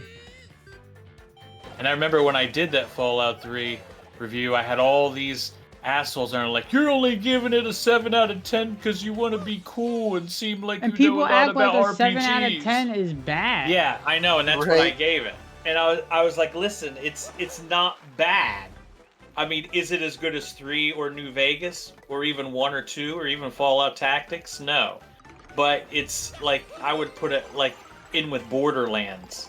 I would tell people, look, it's like a looter shooter. The enemies respawn very quickly, and you can just go into dungeons or, AKA buildings. I will say this. Oblivion has this natural way of drawing you to like its lore and like the world feels very lived in. Skyrim doesn't do that, but there is a lot of shit like that in Skyrim. Does that make sense? Yeah, I mean, they do have a lot of things you can learn if you really take the time, but another problem with Skyrim is that it tries to be its own game. there's not much of a tie-in with the other games. But that's you have the thing. one It guy, does tie in with the other games, but you have to like really look. Yeah, well, see, that's like the guy in the one town. I can't remember what it is. Who collects all the Mythic Dawn merchandise. It would be like someone nowadays having like Nazi flags and like fucking Lugers or something in his like chest. I don't think Shady Sam appears at all in Skyrim until the Dawnguard DLC. Like I think I also think Make the Liar appears once. He is in there just as a throwback. But the thing is, it's like when you play Oblivion, there's actually books and some callback to the Nerevarine from Morrowind, and they talk about how the Emperor when he was imprisoned, and this is going back to Elder Scrolls Arena. Like when Jagar Tharn imprisoned him, he used to get all these strange nightmares that foretold of the futures of Tamriel, and one of them was the prophecy that happened in Morrowind, 20 years ago. Oh, so it does do a lot of callbacks to the previous games. Well, but Skyrim doesn't really have anywhere near as much. One of the coolest things that happened was while I was streaming Oblivion to you guys, I was walking around at the cave after, helping those people, and they were just talking about the Dark Brotherhood. The NPCs, it was just like a background conversation, and I'm like, I don't get that in Skyrim. You don't get that. I mean, it's just Bethesda. They're turning into a different company now. They're really. I could go on about that, but they have already turned into a different company. Yeah, yeah. Me and my friend were talking about this yesterday, or it was over the weekend, about Starfield. How neither of us completed it, and it was just the most soulless, empty game we'd ever played, and there was just no reason to finish it. It's a shame because I really like Skyrim. My problem is that it feels very hard to like immerse myself in that world. It feels very video gamey, which is a weird thing to say. But like when I would, like I said, play Oblivion, I can actually like sit there and just stare at the scenery for a bit. Yeah. Like modern example is Breath of the Wild. Breath of the Wild, despite how video gamey it is, I can immerse myself in that world. I'll walk to my destinations. In Skyrim, I'm just like, have I been there yet? Fuck, I have to walk there? That sucks. Which is why I'm really excited to do Open Morrowind. Yes, and the great thing about the Open Morrowind engine is not only do you have access to a lot of really cool mods that you can mod in with it, but it's incredibly stable, like super, super, super, super, super stable. I've been playing hundreds of hours and it never crashes. Doesn't original Morrowind have a memory problem? Yes, and it always has and always will. And the bigger your save becomes, the more bloated your save becomes, the worse that leak gets. To the point to where you'll get to the DLC area, Mournhold, after you beat the game, and it'll slow down so bad and crash so often that you just say fuck it. Oh damn, he knocked troops down. I don't know if you'll like the specific streamer I watch, but I watch Joel from Vinesauce play it, because Vinesauce is like a group of people. And he actually knows what he's talking about when he plays Morrowind, which was very nice to see. Instead of girl streamers going into Morrowind and being like, why can't I hit anything?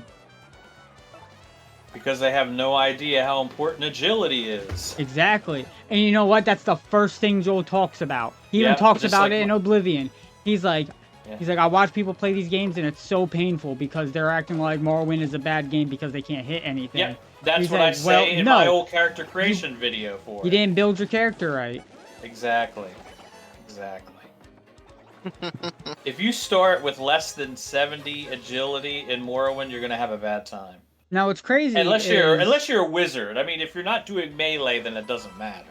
Now, Oblivion is a little bit different because even though my character building was all not the greatest, you can still play the game. And people go into Morrowind thinking, yeah, this is like Skyrim, I'm just gonna spec into everything. No, you absolute fucking buffoon. This ain't Oblivion, this ain't Skyrim. You can't just be a jack of all trades. It's not how that works. I mean, if you look at my Morrowind character creation video, I even go up there, I'm like, people, I can't stand that meme where they show the character just swinging and not hitting an enemy for like 5 minutes. Yeah, and like, they also don't even realize, like, Morrowind is dice rolls. Exactly. Everything, even your chance to block is a dice roll. And one of the, if you have a agility under 50, your dice rolls are gonna start incurring are gonna start incurring a negative. They're gonna start going into the negative. So you get like -1, -2, -3. They're gonna take away points from your dice rolls.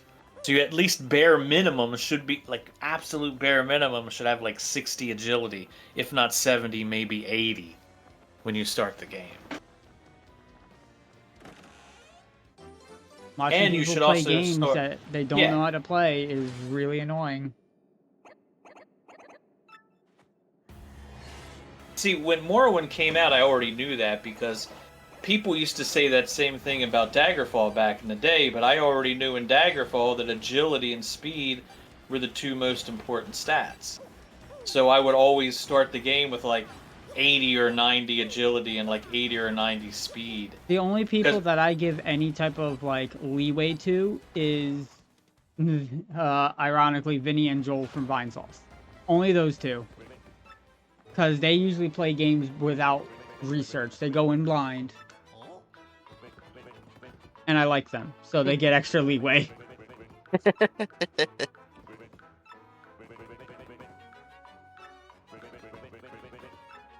Well, like, I only watched the start of his Morrowind stream because I want to watch his Oblivion streams, but it's just so annoying watching people do, like, RPGs and not know what they're doing.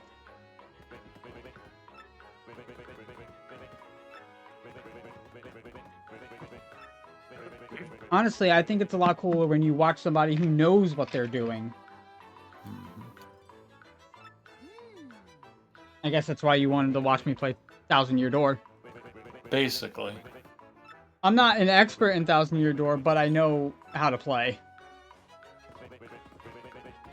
Now you want to see me completely bust a game open, let me play some fucking Mario Party 7. That's a game I know how to absolutely ravage. Yeah, that would be me with the first 2 Baldur's Gates, first 2 Gothics. And Earthbound. And anything, any of the Elder You're not equipping a hamburger games. in Earthbound, you're not playing it right, motherfucker.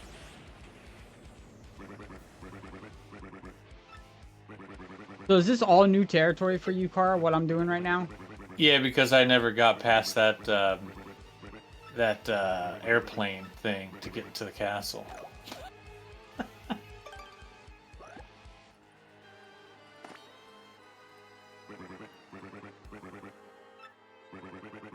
I haven't played Mario Galaxy in a while. I've been thinking about doing it.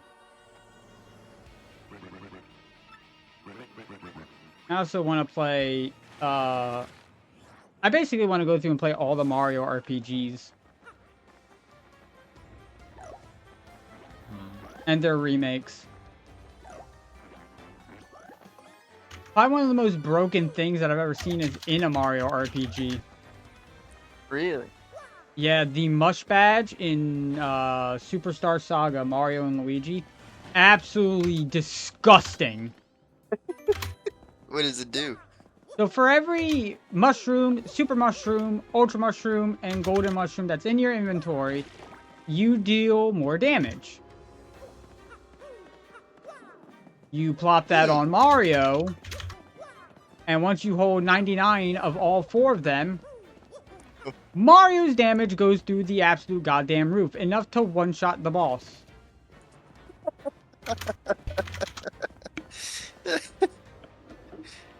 Does it at least take a long time to get 99 and all 4 mushrooms? No. No, it does not.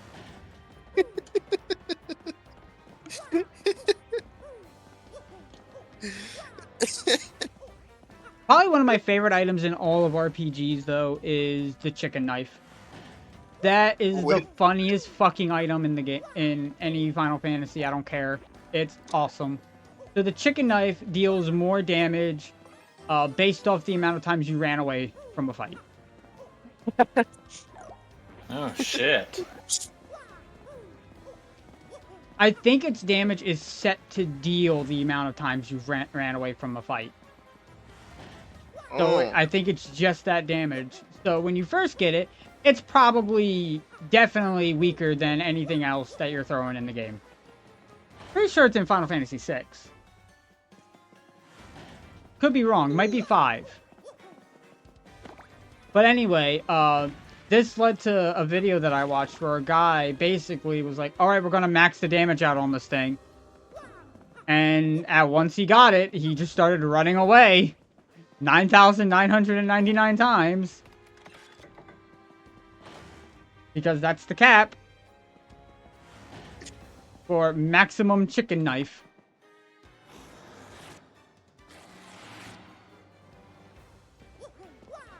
And at that point, who wouldn't, you know? Knowing me and how I'm a power gamer, yeah, I would too. But it's still not the strongest thing you could do in the game. After all, probably the best. Let me in, damn.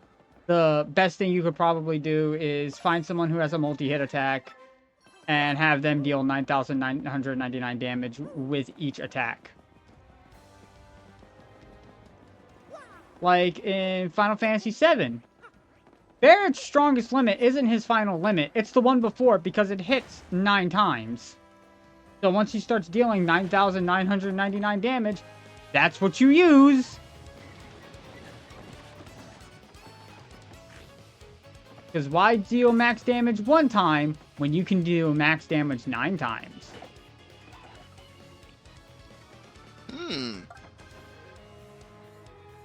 Oh wait, I don't need to use any FP for this.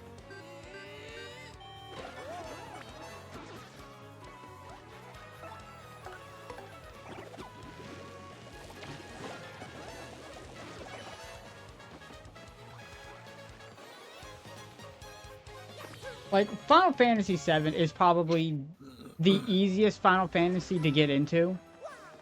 And it's also the funniest. Yeah. I would say... But I do really like 7. I was surprised at how much I ended up liking it when I was going back and playing it.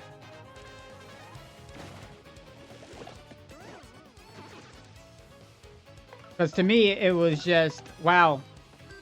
I didn't appreciate games as much as I did until I was a high schooler, because I would never read the text. The text was stupid. I want to hit the monsters. I want to kill things. Then I played Ocarina of Time again, and I actually talked to the people in Castletown, and I was like, oh my god, they say things that make sense for what they're doing. This town feels so lived in. Me, I only cared about building levels and hitting the level cap in everything. You know what's something I really appreciate about the Dragon Quest games? And this is something I've noticed with a lot of them. You beat the games around the 40 to 60 range. Yeah, that's true. Congratulations! You have made it to the halfway point. In the words of Monster Hunter, when you beat high rank, you have just finished the tutorial. Now the real game begins. Every Dragon Quest, except for the first one, is like that. You beat the game, now the real shit starts. Except for 9. 9's post-game is easy. But 9's a very unique game. I think, you know, the post-game on 9 would have been really fun. It still pisses me off to this day because... you had to get the dungeon maps. I actually had a dungeon map that had access to all the liquid metal in there, and I built up to 99, reset my characters to 1 to get those badges that they give you for having max level, and then I took my characters back to 99 again. But what pissed me off was that you needed an internet connect, you needed Wi-Fi to log in and get the DLC to like get Erdrick's armor and shit, the quests to get his armor. You know, Carl, And I didn't I'm have sure we can Wi-Fi do at that. the time. I didn't. Sure I we know can do you that can. now. Yeah, you can now because of Citra and all that shit. Yes, you can. I have the DLC, and I thought about going through the entire game on Citra, but I just don't feel like it again. You can play And I just Dragon Quest 9 on Citra? I thought it would have to be through Melon DS or whatever. Well, whatever. The point is, I could go through it again on an emulator, but I have the actual physical game and those save on a cartridge, but I'll never be able to download that fucking Erdrick quest because at the Carl? time I didn't have Wi-Fi. I have the game too, physically. I'm sure I could figure it out. Okay, figure it out for me. And then me and you can go through the game together. Because my characters are kick-ass. I believe I showed a picture of them before in my save file. I think you sent it to me before. Yeah.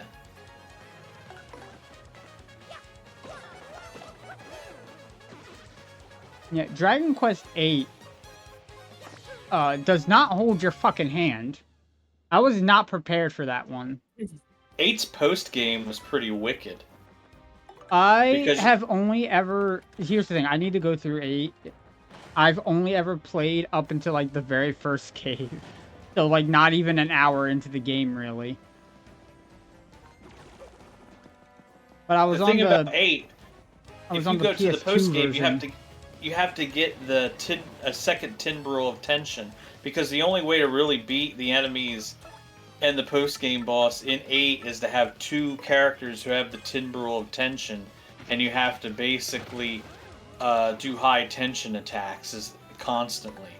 It's so stupid the way they did it, because I can't remember what the bottleneck was for it, why it was so difficult to get a second timbrel of tension, but I remember getting the official strategy guide and busting my fucking ass trying to get a second one.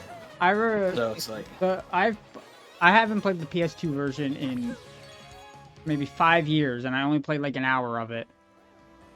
But I remember running around and getting my ass spanked when I went into the first cave. And I'm like, holy shit, why are they hitting me so hard? And I kind of had the same issue with DQ 11, actually. Point 11's probably the easiest Dragon Quest of the whole series. Not trying to, say anything, but I mean, it really is. That's a frequent complaint people have. Well, what I wasn't expecting was for things to actually be dealing damage to me. Because, like when you first fight that imp in the treasure chest, really early on, to fix the bridge. Yeah. He was chunking me. I was like, oh shit, I actually have to like pay attention. or I'm gonna be in deep shit. Like, I recognize, like, okay, this is actually a little bit of a threat here. You know how you instantly make DQ11 incredibly easy? You do everything in your power to get, and I think he has to be about level 12 to have enough points, but you teach Eric the dual wielding ability. Yeah, I know. And then what you do is you buy 2 falcon swords. Okay, you have him dual wield falcon swords, and then you teach him the I forget what it's called, the one where he can summon clones of himself. And he actually, because each of the moves, you actually can summon clones of yourself double the normal variety if you have falcon swords. Because if you remember, the falcon swords attack twice. So you're not attacking once or twice, you're actually attacking 4 times. So you get like 4 times the clones, and you do like ridiculous, god-awful, like game-breaking, sickeningly pathetic damage that can basically take you through the entire Not the post game. The post game you got to do Veronica. You have to exploit Veronica's Big Bang ability, but just using that when you get the Uber Falcon swords at the end of the game, the Uber versions, along with that clone ability, it's fucking over. It's done. The last boss will die in one round. Done. You know what's crazy? When the DQ3 remake came out, I saw a lot of people complaining that the middle act is such a steep level curve. Well, it is, They're unless like, you have "Oh, a it monster gets- wrangler. It gets so hard for no reason." And I'm like, what do you mean it gets hard? Tell me you didn't put a monster wrangler in your party without telling me they didn't put a monster wrangler in your party. I didn't have a monster Right. wrangler, and I was still whooping ass. Yeah, I know, but if you do, then you can just spam their But to be monster fair, call. my team was a very high level with really good stat gains. I was very optimal in my level building, if you remember correctly. I mean, it's not really a hard game. Anyone who says it's hard needs to go back to kindergarten. You know what? Bro is right. I have to say, though, Dragon Quest XI was incredibly good. Even though it's easy, It is really good. I need to re-download it and get back on the grind set.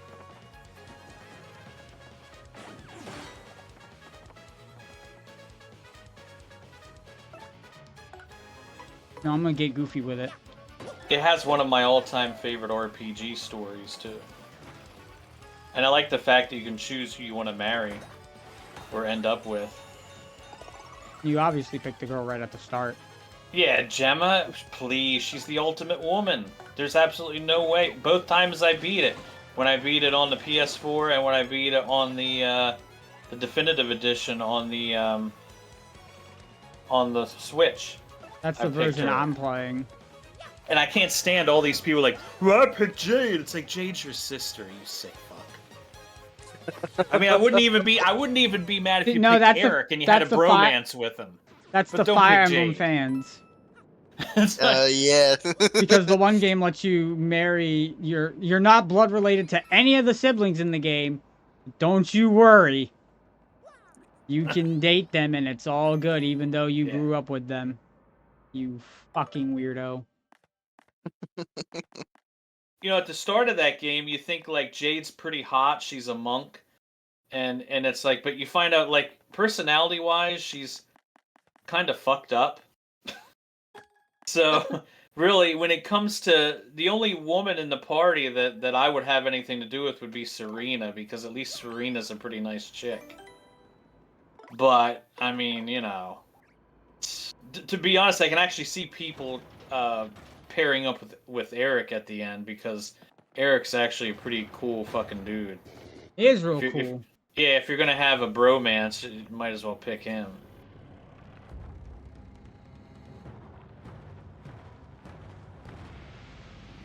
Dragon time.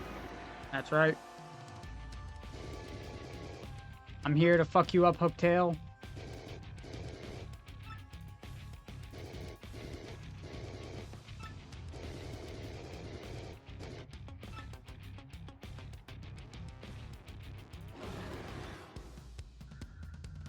First real boss of the game.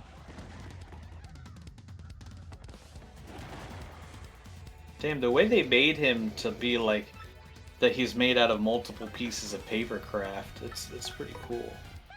First we got a Tattle Hooktail. That's Hooktail. Max HP is 20, attack is 5, and defense is 1. She'll stomp and munch on you, and she has a more dragonish attack, Stinky Fiery Breath. She's tricky, especially when she's losing, and she'll try to fool you into being merciful. Oh yeah, one more thing. She hates that thing that starts with F and ends with ROG. Supposedly there's something related to that in this castle. Did you find it? I did, actually. And I equipped it, because I'm a little wiener. Is it a frog? Yeah, so it's a sound effect badge that you can get. And it makes your attack sound froggy. Froggy. Yeah, she got food poisoning once when she ate a frog. Okay. I didn't have time to react to that. Jesus! Ow. Don't. Okay, dog. Like, fuck off with that.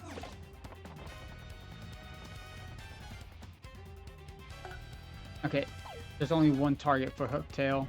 Hooktail has one defense, so I have to switch to Koops, because Goombella does nothing.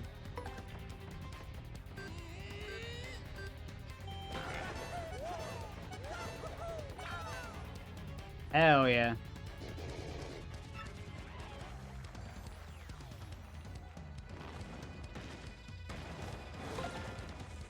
I think that's one of the attacks you can't super guard, where she stomps on you. Oh.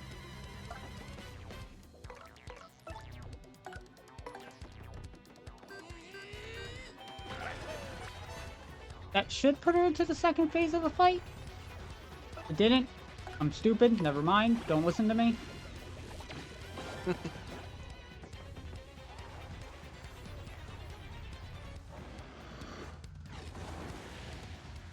Dang. Well, now I'm in danger.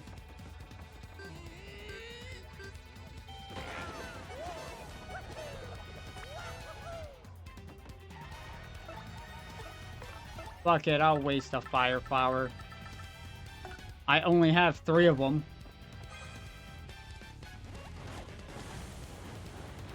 Because Koops won't kill.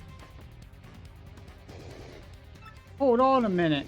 I give up, please. I won't be so bad anymore, I promise. In fact, I'm sorry for everything. Yeah. To prove it, I'll give you 10,000 coins. What do you say?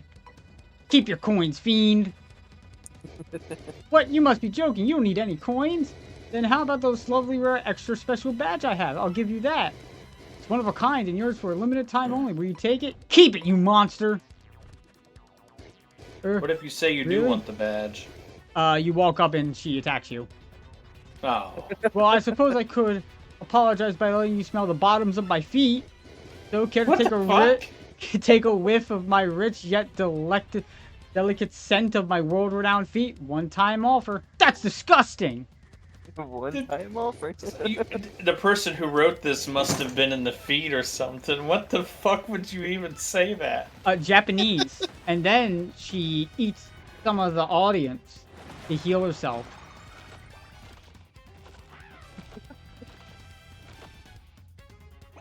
That's just not right.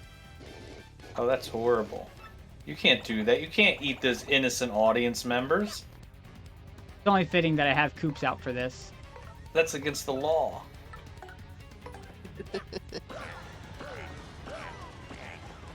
She broke the fourth wall. And she's an asshole for that.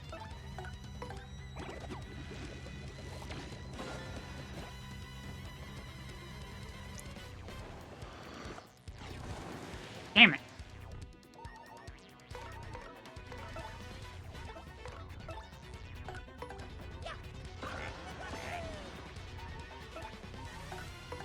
And with this, she should go down. Hell yeah. Easy balls.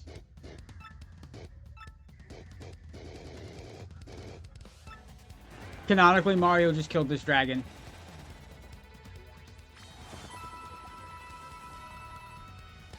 Also, those coin bonuses, I'm pretty sure aren't in the original.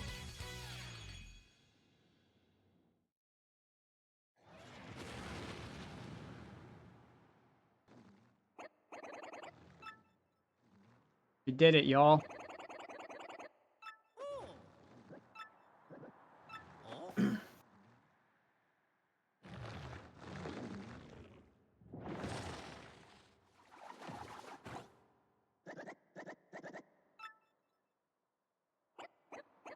Whoa, it can't be. A blue shell. You know what? I want Mario Kart to make a purple shell that targets the person in last. Just because it'd be funny. That would be funny. His father is a blue shell? Oh my god. Headcanon theory time. This is actually Cooper from the first game. I will say this: the one thing that I like more in the original than I do in this game is I really like just the original's feel overall. I don't know why. Yeah, the first Paper Mario on N64. Yeah. Yeah, I like how it That was feels better. more. Like this is definitely like fun. It's probably the better game. But there's just something about the original that you can't match. It's like Earthbound versus Mother 3. Like, Mother 3 feels like the better game, but Earthbound is just different. Yeah. And I'll always love Earthbound. Did you equip a burger? Can't do that in Mother 3. But you can That's in true. Earthbound. Through breaking the goddamn game. But it's funny.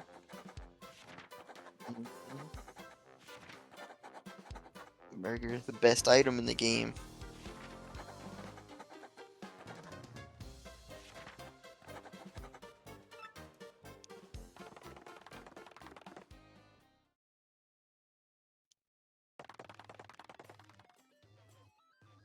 I don't know, maybe my opinion will change once I play the GameCube version again.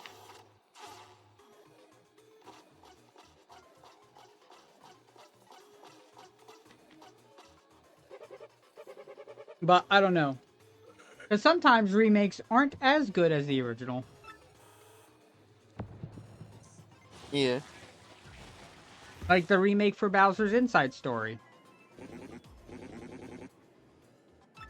And sometimes the game just isn't good. No matter how many times you remake Final Fantasy II, it's still Final Fantasy II. Yeah, the worst. Well, no, Final Fantasy VIII is the worst Final Fantasy. Really? 8 over 2? I Yeah, actually because- don't mind 8 that much. Well, here's the thing. At least in 2, if I'm over leveled, I can't lock myself out of actually progressing forward through the game, and I don't have to grind for 5 hours just to get 30 castings of a heal spell. No, instead you get into a fight and punch yourself a bunch of times to level up your health. But that's okay. Romancing Saga's the same thing too, so I'm used to that. I'll never forgive 8 for punishing me for grinding like that. I'll never forgive that game as long as I live. I'm pretty sure 9 also punishes you if you take the time to grind because No, you gotta get to a certain part in the game in under 12 hours. Well, Otherwise, that's you can't only get if you- that item. yeah, that's only if you want the real Excalibur sword, but only an absolute retarded autistic dingleberry actually needs that. It's like, I need to have the best sword in the game, so I have to go and beat the game in 12 hours. It's like, no, Me. dude, please. Don't. No. Because I like grabbing all the unique items. Final Fantasy IX isn't even that hard. You don't even need. I know good you don't weapons. need it, but I just want it to have it. Motherfucker. I don't have enough intestinal fortitude to even attempt such a challenge. So, and I beat that game like 3 times. I would not. Yeah, I would no. I'm not. No, it's just not happening. There's too much side content in Final Fantasy IX. If you want to avoid, like, 90% of the best items are found in that Chocobo hot cold game. You know, where you have to ride the Chocobo around the fields and it goes, you're getting warm, you're cold. Like, that's like 20 hours of fucking game time right there. I just can't imagine, like, throwing away Kind of all like that getting stuff. the Chocobo breeding in Final Fantasy VII. You want to get some Yeah, I of the don't best either. materia? Well, you better get a gold Chocobo that can be Jesus and walk on water. Yeah, I never did that either. I have no desire. Never had Knights of the Round. And Listen, people really I was the madman who fought the fucking Midgar Serpent and said, yeah, I'm getting beta now. Right out of Midgar. When every guide tells you, no, come back and do this later. And I'm like, no, I get it now.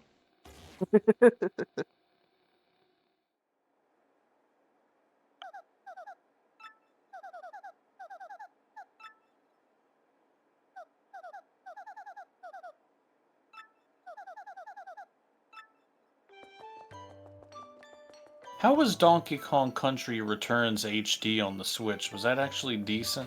I heard that it has longer loading times than the Wii and 3DS version. Well, Jesus. How does that happen? I don't know. I haven't watched anything on it. I've wanted to play it, but if I want a Donkey Kong game, I'm either playing Donkey Kong 64 or Donkey Kong 64.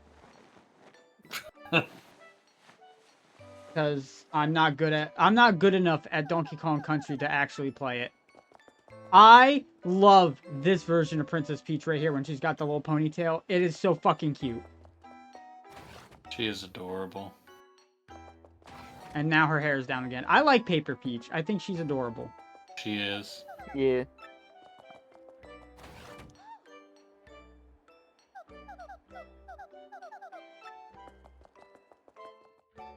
But I absolutely love Rare games. I think they're some of the best, especially during the N64 era.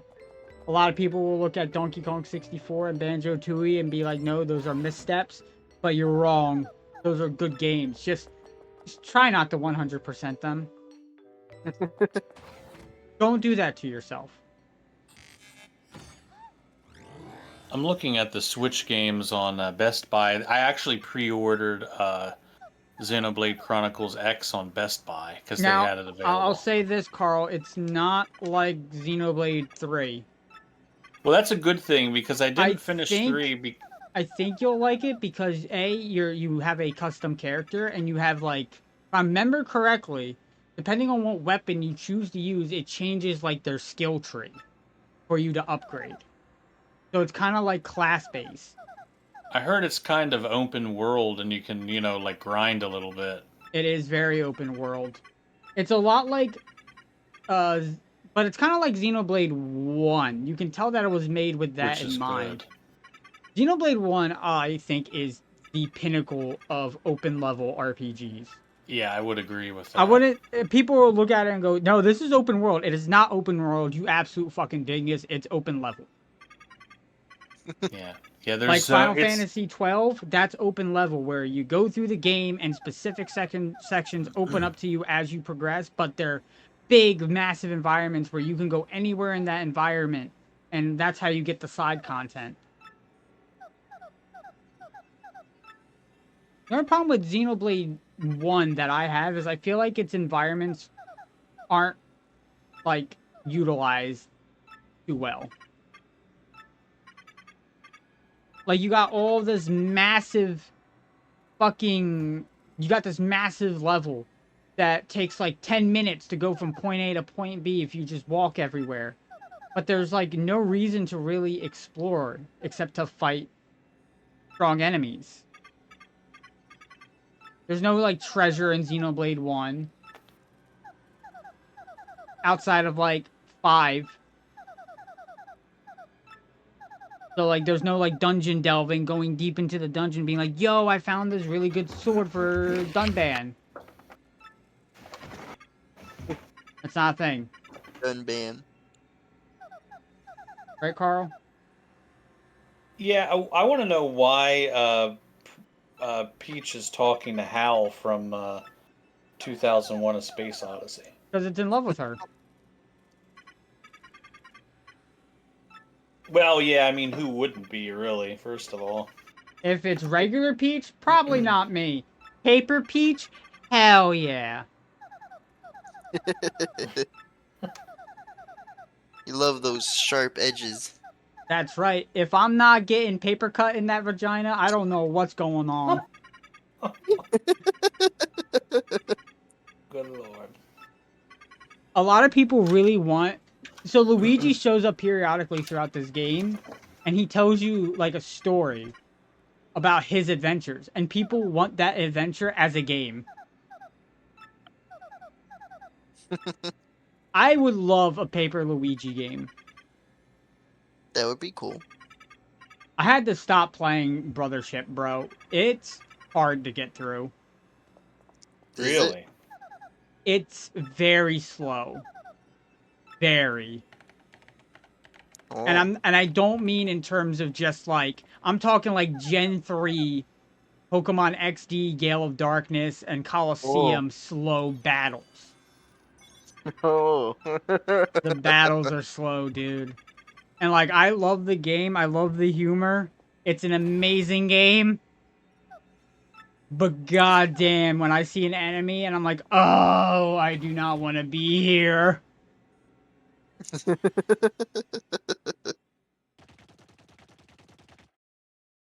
Like, this is definitely slower than the original TTYD. This is slower than the GameCube original, but it's not slow enough to where I'm hating it. Like, every battle that I didn't mind actually doing. Now, imagine all those battles that I've done being 3 times as long. And that's Mario and Luigi Brothers ship.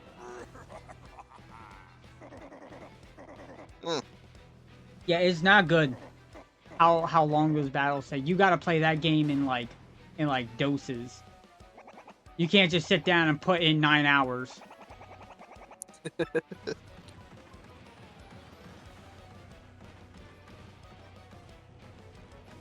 Bowser got a back sprite. Yeah.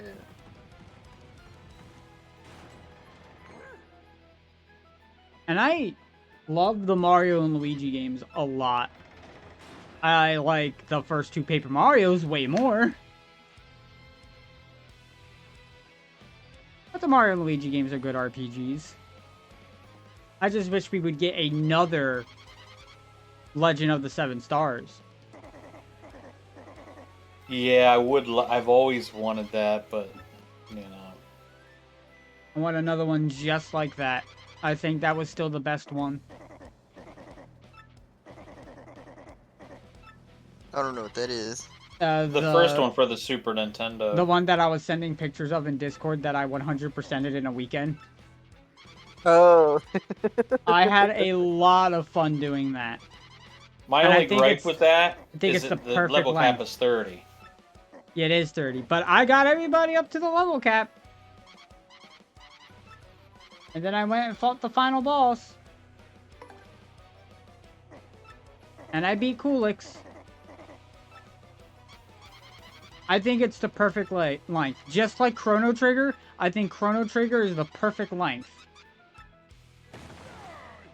But the Yeah, I difference think you're between right. Mario RPG and Chrono Trigger is that I think if Mario RPG actually had a post-game like it does in the Switch remake, I think it outstays its welcome at that point. I think it's too much now.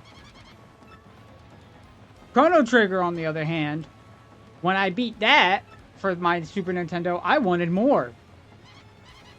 I was ready. And then the DS version came out, and the DS version had a whole bunch of post-game shit. And it's just the best way to play Chrono Trigger. I don't care what anybody fucking says. It's the best way to play it. And I did all that. And you know what? I still wanted more Chrono Trigger. Chrono Trigger could be an 80-hour RPG, and I'd probably still want more. I've never played Chrono Trigger. And Still. Square... Holy Where- shit, you've never played through Chrono Trigger? No. Alright, Chrono Trigger's You gotta be the next... uncultured... Gotta be you the next uncultured RPG I rube. stream. That's gonna be the next one I stream then. You fucking uncultured rube.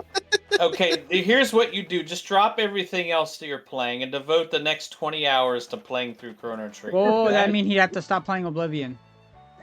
It doesn't matter, actually. It's you would have to, because I will say, in terms of, well, you know... It is Yeah.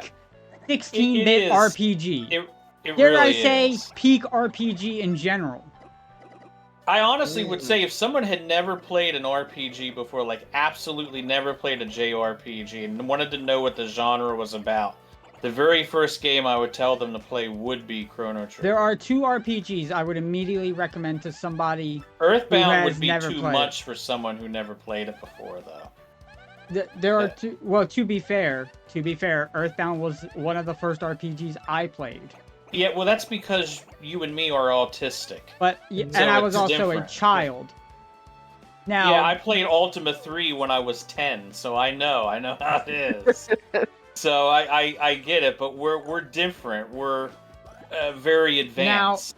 It's Now, different what for the I would average say, normie. there are 2 RPGs that I would recommend any first timer to play right off rip, and that would be Chrono Trigger and Final Fantasy VI.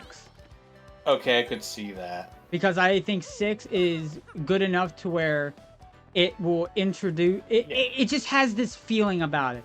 It tells you everything you need to Six know is without almost saying six is almost anything. a visual novel. Yeah, 6 is almost a visual novel in a way. And the thing about 6 is there's a shit ton of extra content, but the core content of the game, the core content can be done casually without grinding or looking for extra equipment. Like you can beat Final Fantasy VI without the Genji glove and the offering, but if you have the Genji glove and the offering in the gem box, you beat the last boss in 1 round. And 6 is just So, it's just a good game. It's just a yeah, great it Final is. Fantasy. And it does a lot of little things, like when Terra first joins the party and you use magic. And they In all that fight, go ape shit. Like, they're oh like, my "Holy god! shit!" Like, There, I would say, even maybe even the 3D or not the 3DS remake, the DS remake of 3 is also a good starting point. Not the original, because half the game doesn't work. Because that's Final 3 Fantasy. doesn't really have much of a story. That's just meant for, like, munchkins like me that love the power game. Exactly, So, and I think 3 is a good introduction to that. Don't sleep on 4, because I think that 4 was a lot like 6, but simpler. I haven't played too much of 4 to really give my opinion. The funny thing, I can remember when... I would definitely not recommend Dragon Quest 3 as a first RPG. No, but it would be something I would... I honestly would tell someone, play Chrono Trigger first, and then after you beat that, you gotta go to Dragon Quest 3. At some point, you would have to play 3 to fully understand the genre, but to warm yourself up to it, you would definitely have to get into Chrono Trigger first. Yeah, Chrono Trigger is very good. And I don't really put, like, actual RPGs on my favorite of all time. That is one of them. Ooh. Because you know me, I'm like, Paper Mario. That's my game. Earthbound, that's my game. Oh, I could.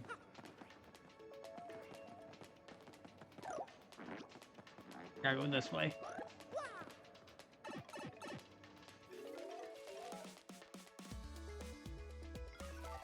Chrono Trigger is one of those games that you'll play it and you'll be like, damn, I should make one of these. It never fails to inspire.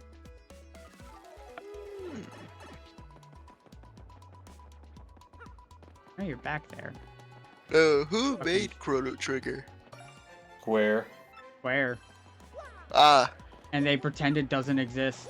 Well, it was really it was a combination of wasn't it Nobu? It was the Dragon Akira Toriyama, and it was Akira Yuji Toriyama Horii. supplied the art design.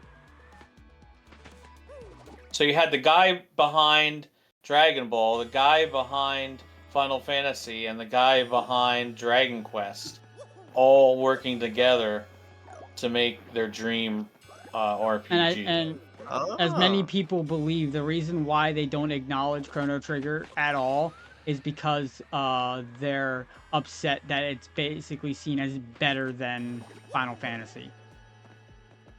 Because it uses the real-time battle system with the gauges. Mm-hmm. This is the Pit of 100 Trials. This is why I thought there was a fucking star piece in here, because it's here.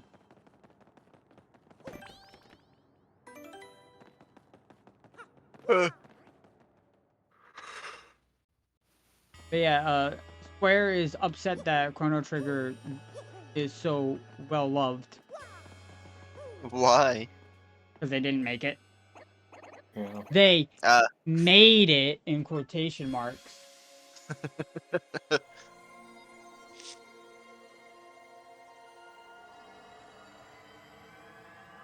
You know, like if somebody made a Mario game that Nintendo made, but they, gave it to somebody else, and it's so universally beloved. In like the same genre as Mario, like if it was a 3D platformer or 2D side scroller, and they did better than Nintendo, Nintendo would probably be like, "We're never re-releasing this game because how dare you like it more than our game?"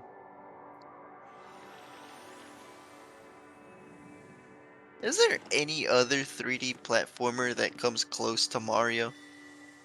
Like, Uh, especially nowadays. the only one that I can think of off the top of my head is probably the fucking Astrobot or whatever it was called. Oh Oh, yeah, that's I right. think a lot of I wanted people to play really that. like. I think a lot of people really like that. But in terms of 3D platformers, you got a Hat in Time, which was fine. I liked it for the hour that I played it, and I never touched it again. Because there's something about a 3D Mario game that people cannot replicate. Yeah. When you think about 3D platformers, you think about Mario. You don't think Sonic, even though that's what Sonic is classified as. You don't think of Sonic as a 3D platformer. That is a rhythm game. Sonic is a rhythm game. I don't care what anyone says. Think about it. You want to keep your speed. That's the whole thing. But if you just try to platform it like any other game, you're gonna fucking run into obstacles. It is a Well, there rhythm was game. Sonic 06. That's not a rhythm game. No, that's a broken game. And then Sonic Heroes. That's a good game. But again, because of the way that the levels are designed, they aren't platform games. They are you run down a hallway and That's you like have to an dodge adventure shit. game. Yeah. But the reason why I say it's a rhythm game is because when you get good at a Sonic game, you know why you got good at it? Is because you remember where the things are. Like a rhythm game. You know what's coming next. I gotta go fast here. I gotta drift here. I gotta slow down here. I gotta boost here. That's what makes a Sonic game a Sonic game. What makes Mario a platform game is you jump. Oh, and then there's that new Sonic. That was also kind of like a rhythm game now that I think about it. With like adventures mixed in Sonic between Frontiers. the Sonic levels. Yeah. Yeah, that was a goodie. Also, there's Luigi.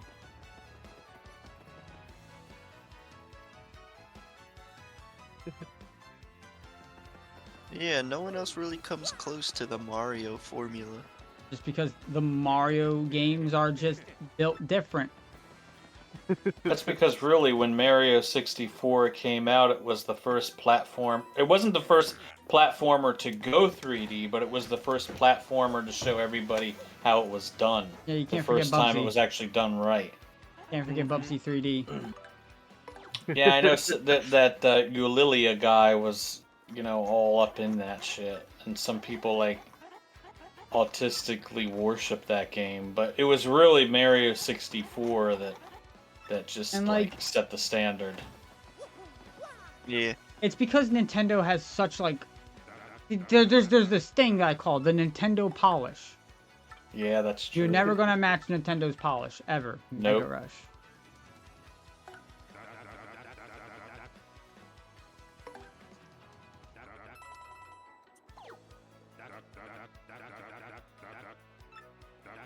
And I know people rip. Here's the fun thing. Here's one of my favorite things to talk about when it comes to the Mario 3D games. Is if you look at Mario Sunshine and you're like, yeah, I need a nice relaxing game to play, I'm gonna play Mario Sunshine. You have not played Mario Sunshine. You're about to have one of the most frustrating experiences of your life. Don't.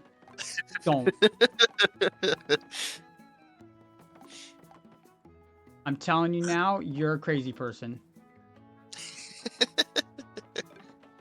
If you think Mario Sunshine is a relaxing game. I think Mario Sunshine is a relaxing game. You haven't played it recently then. Probably not, and I should. Go play it. Go play it because right now. Go play 3D All Stars and hate your fucking life. When it came out, it was very relaxing to me, especially since it fed into Listen, what I listen, didn't know that was a first latent world- desire to clean. That first Because- level is very calm, very relaxing. Everything beyond that, shit. That game was not really very hard to me that I can remember. But Yeah, but that's because now you're remembering it, and then now when you go back and play it, you're gonna be like, oh, this part, oh, this part. of course, back then, you know, this was like in my mid-20s, so I was actually a good I had good reflexes and didn't have arthritis.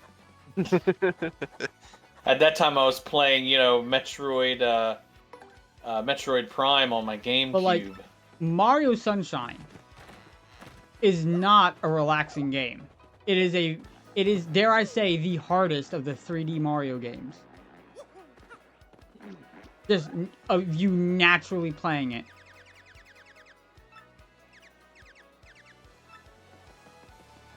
There is so much fucking bullshit in that game.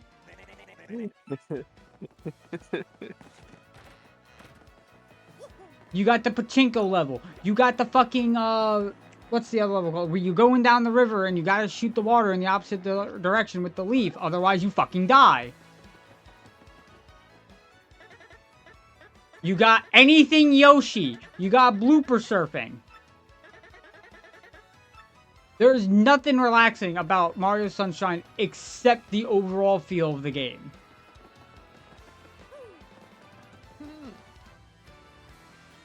You can't even long jump, bro. You can't even long jump.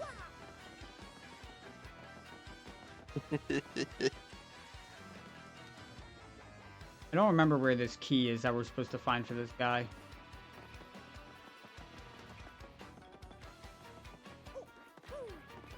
I find Mario Galaxy more relaxing.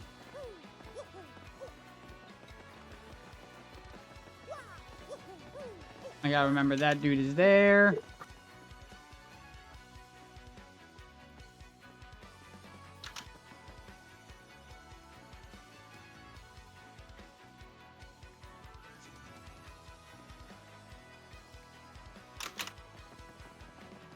Who's smacking their keyboard?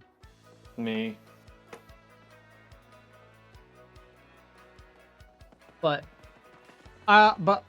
ironically, Mario Sunshine is probably my favorite of the 3D Marios. It controls worse than Mario 64 and Mario Galaxy. I don't care, I like that level of crust. There's just something about GameCube jank that I enjoy. And I'll never understand why.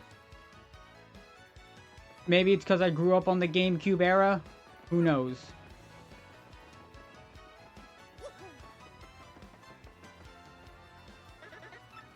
Probably.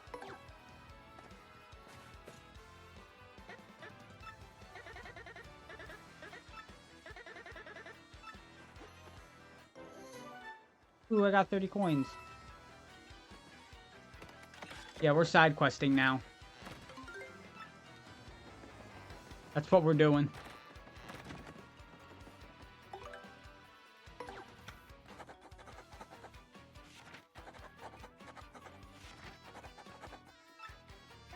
Isn't there a meme of a guy that looks just like that that dog NPC with his hands in his pockets? I don't know, maybe. There is. Because I keep seeing that meme, but I don't know where it's from. But I don't think it's him. Oh, Oh, yeah, that came from like some something, but it's like two different characters put together. Yeah, because you know what meme I'm talking about. I don't know what it's called. Yeah, the chill guy meme or something like Yeah, that. yeah. It's like I'll post it in the chat. It's that dog. Chill guy. And it's the character, the NPC just reminds me of that. When I see it, like every time I completely forgot to mention this, but in this house over here, in the Japanese version of the original, there was actually an outline of a toad on the floor.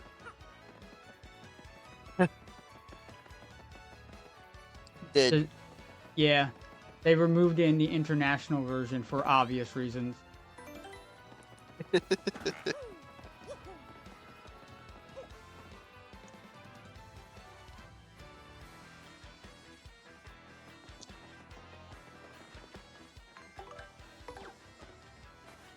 Oh shit, Luigi watched me do this drug deal. Oh no.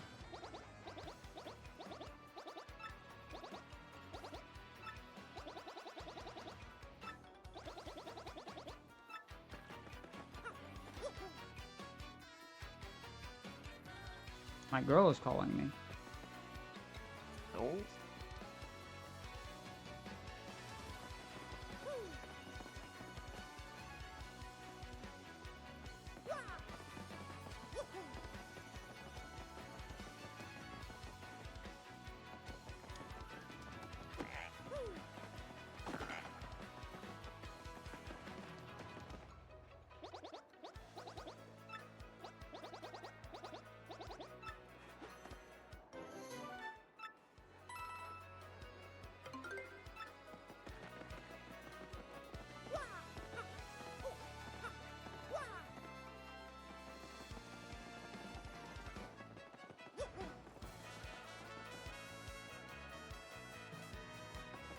Kid keeps waking up.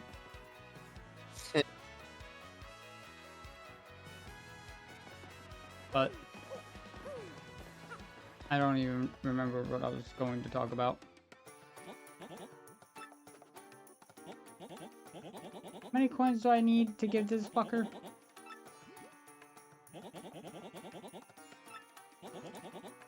$700. I think it might be 300. Oh, he only wants 100? Yeah, sure.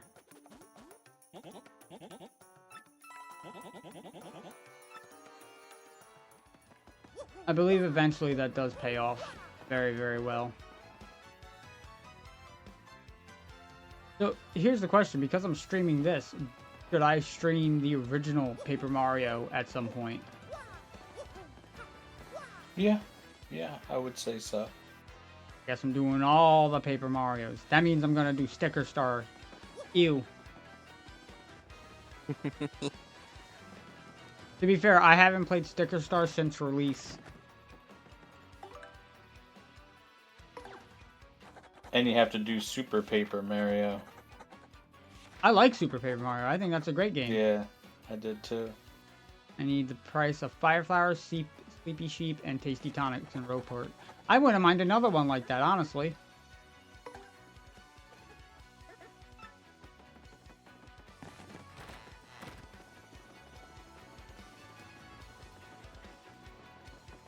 I feel like it's got probably the best story out of all of them. Although I do like the gameplay of 64 and obviously TTYD much more. Price of a Tasty Tonic, Fire Flower, and Sleepy Sheep. 21. Fuck. Where was I supposed to meet this dude at? I forgot.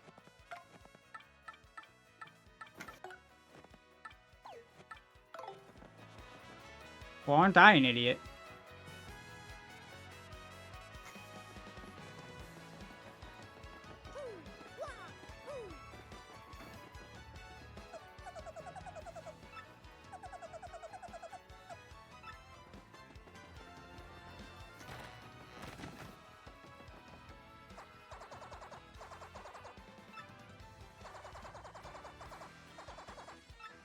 Oh. Wow. He just called me an idiot, basically. Wow. He's in front of this building to make the exchange. Oh. No, he was calling Coops an idiot. I don't want to cancel. I just wanted to know who I needed to talk to. It's this guy.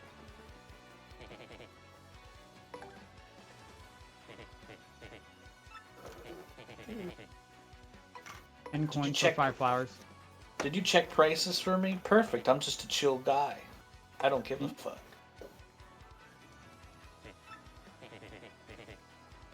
I had to look up that meme to find out what it was about. Apparently, it was a TikTok meme.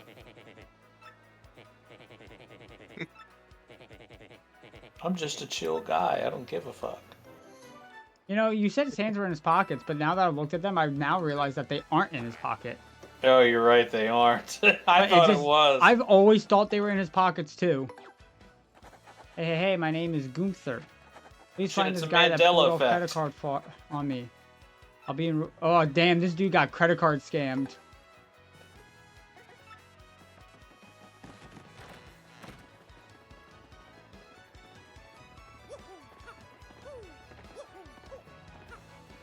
This Switch remake is absolutely gorgeous. They did a real good job on it.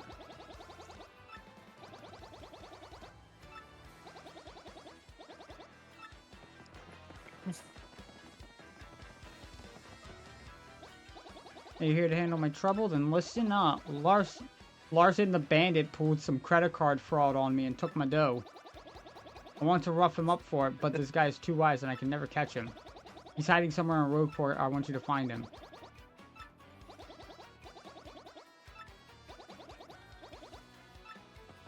Okay, I'm gonna have to go break some kneecaps, it sounds like.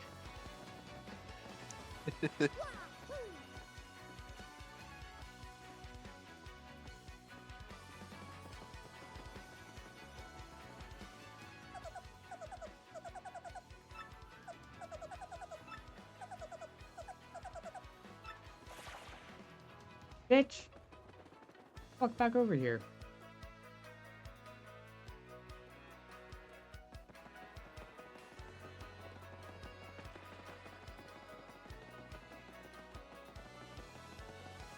You go and hide back here? Probably not in the house. No, why are they making me look around? I should have just hung him at the gallows.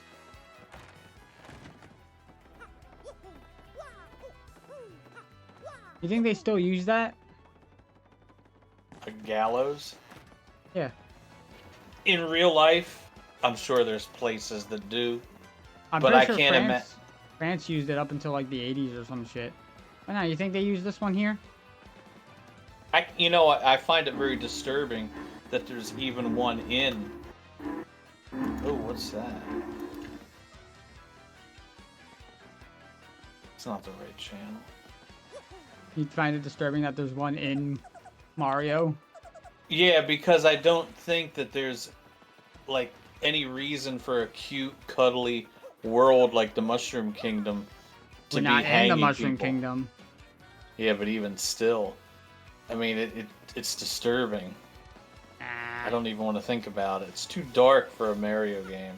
That people are getting hung in the town square. Well, to be fair, most of the creatures in this town don't even have fucking necks. And that kind of defeats the purpose then. It's probably exclusively for these fuckers, these bandits.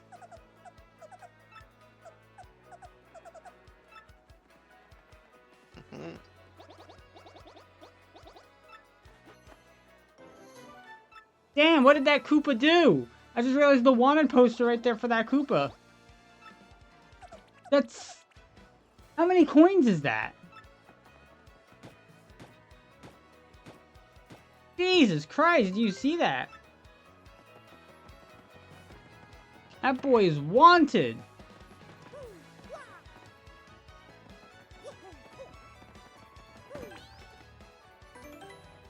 Man, now every time I look at the NPC, I look at his hands and I realize they really aren't in his pockets, and that's going to bother me. Bonk. Bonk on the Goomba. How many of these are there? Oh, we're almost done. Hit me, please. Moose. Give me a road for square in front of the shop. Okay.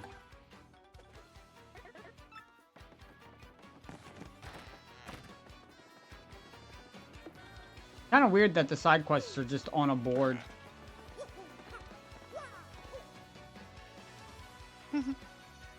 Guess it just makes it easier to track.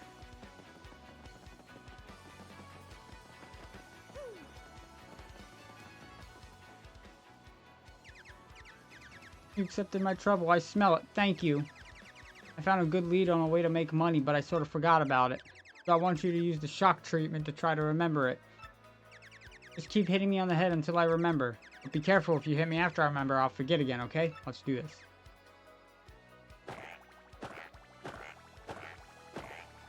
He's just a masochist who's turned on by you beating him. That's it, I remember now. I have to buy Sleepy Sheep at the shop in Roadport and sell it for a 2-coin profit in Petalburg. That does not seem worth it. Keep hitting me! Keep hitting me!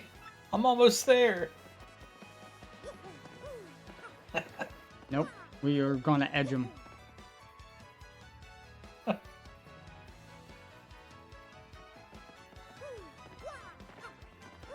Like those freaks on Twitter.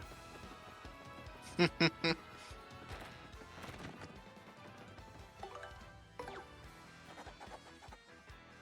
you to do some shopping.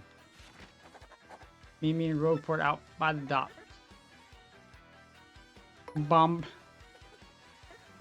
Some of these names, man.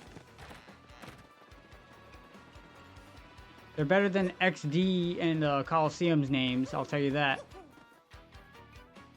You get weird ass names like Borkovich, Biff. Now that I'm remembering it, XD has some fucking weird ass names. Of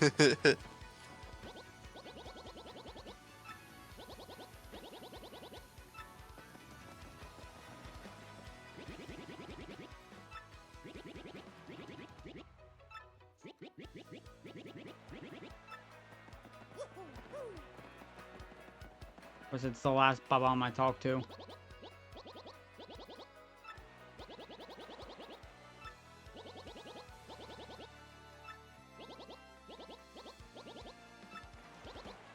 He wants anything as long as it's food. Here, have a mushroom.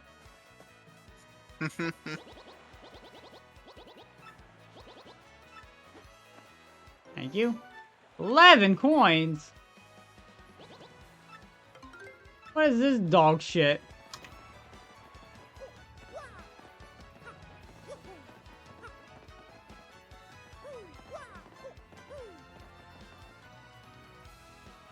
I do like the music a lot in this game.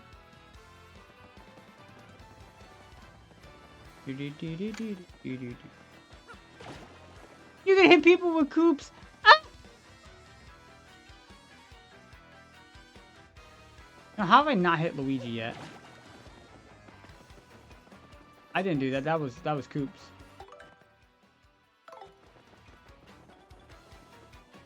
Poor Luigi.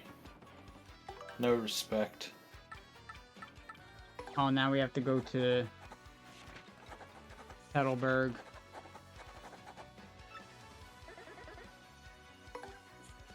Dude's hiding in Hooktail Castle. Let's go.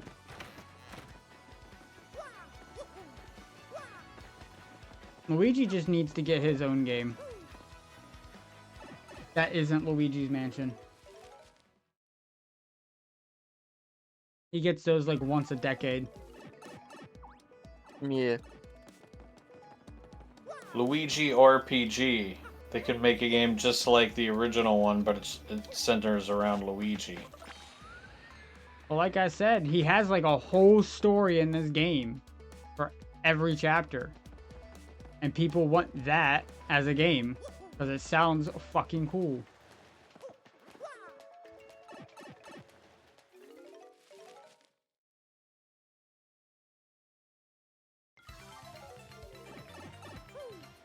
You know what I want to see Terry play? I want to see Terry play Mario Dance Dance Revolution for the GameCube. Sounds like a great game. You think you can beat Waluigi, the final boss? Oh, I don't know. He's gonna be tough. You could just tell He does got them how moves. slender his legs are.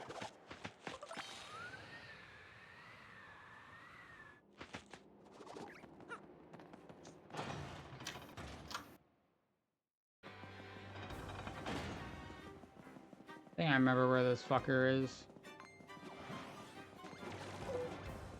Don't. Nope. Eat skeet, I'm gonna yeet.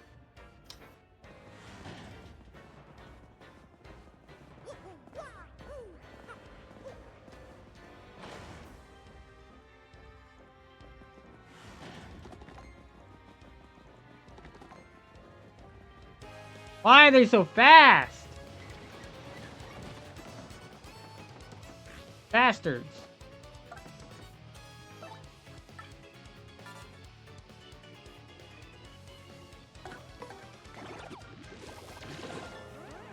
Pieces of shit. Get out of here.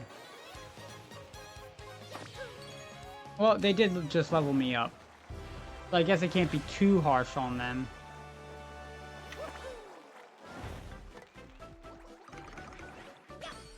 I'll take more badge points, why not? Who needs health? Not me. I'm a big strong boy. That's right.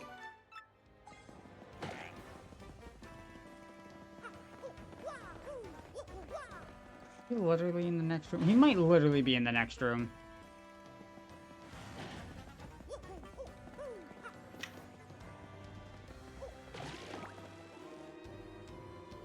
Yeah, maybe not. I gotta go a little further in. Probably should have waited until I unlocked the shortcuts. Before I did all these troubles, but eh. Hi, Coops. Coops just killed himself.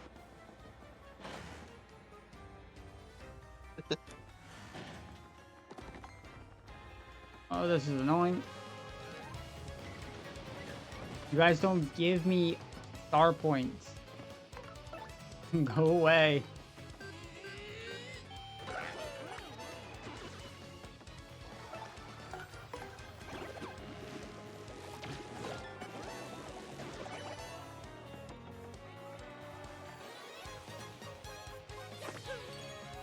You know what's one thing I've been liking a lot about these Switch re-releases?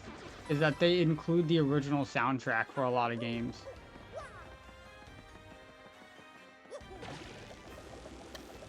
Yeah. Oh yeah. Those are nice. Especially when I don't like the game's new soundtrack. Like, Xenoblade Chronicles. I don't like the new music.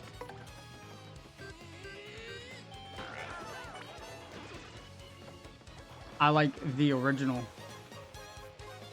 Same with Final Fantasy 12. I don't really care for the remix tracks too much. I want to hear that PS2 synth.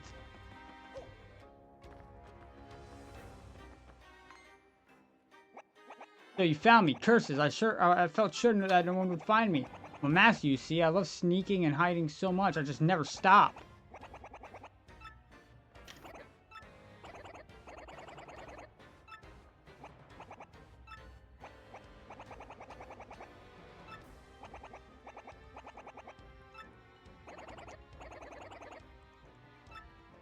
I like the fact that this Koopa's backstory is that he was playing hide and seek. One day he just hid, and no one ever found him. He's been hiding ever since.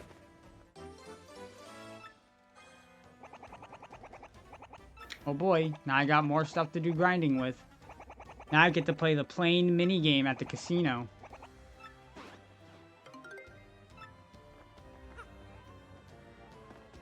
You know Carl's gonna love that one. I love casinos in any game, especially if I can exploit them to get items or money that I'm not supposed to have yet. Well, this mini game that you unlock at the casino is the plane mini game. You get to be a paper airplane. Then I'm gonna hate it. I think there's a regular ass slot machine though.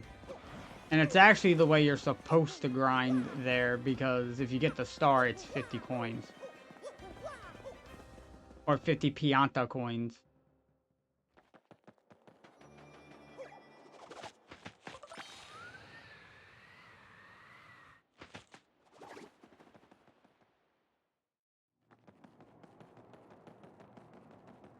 That was a nice little detour. If only I could accept multiple troubles at a time. Instead of it just being one at a time. Don't know why they did that.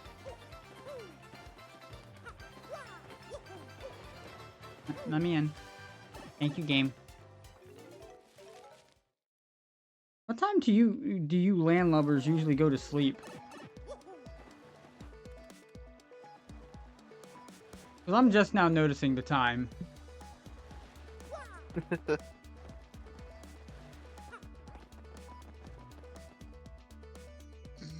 No, I don't get an answer to that. I don't know when I go to sleep. Whenever I get tired. I don't think you do sleep, Terry. Let me go in here real quick. Okay, you did move back to here.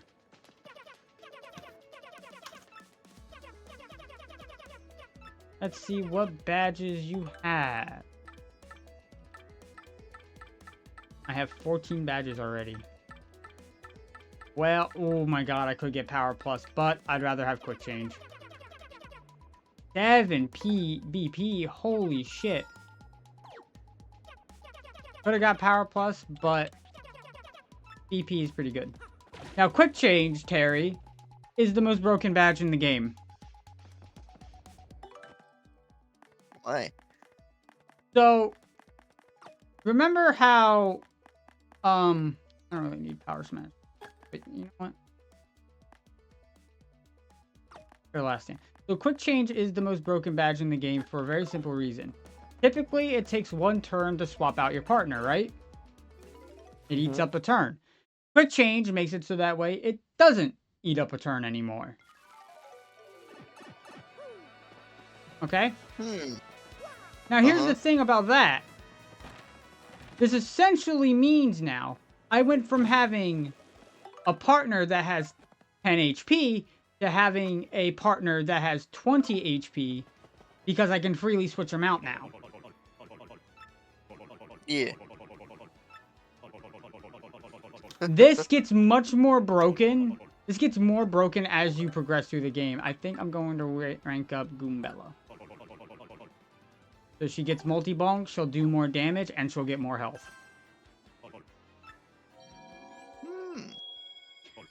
So now you're going to be getting to see why it's so absolutely busted. It's only good just because you can swap them in and out for that turn.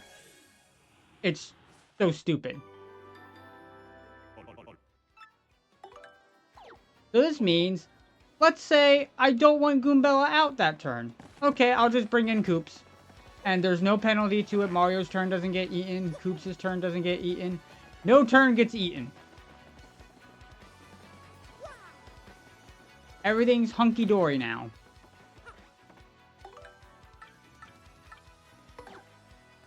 Our shop inventory is low. I need help to restock. Please come to the shop in Rogueport Square. Yeah, I think I need, like, a Courage Shell or something. And that's only found in Petalburg.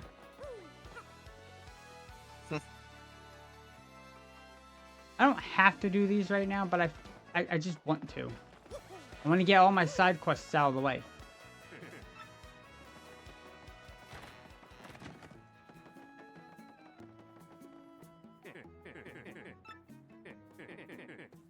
Yes, I did. Yep, Courage Shells. I need you to bring us 5. He wants 5 Courage Shells?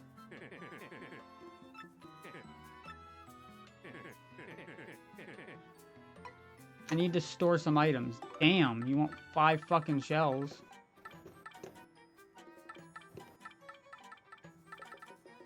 Put away my life stream because I'll actually leave that in there for a little bit. Wait, how do you increase Goombella's hit points? I noticed her hit points went up. Oh, when you... The Shabubi thing you were talking about? That's how. Oh, no shit. Yeah, you need to collect Shine Sprites. And, I've been collecting them. I don't know if you've noticed, but I had like 4 of them.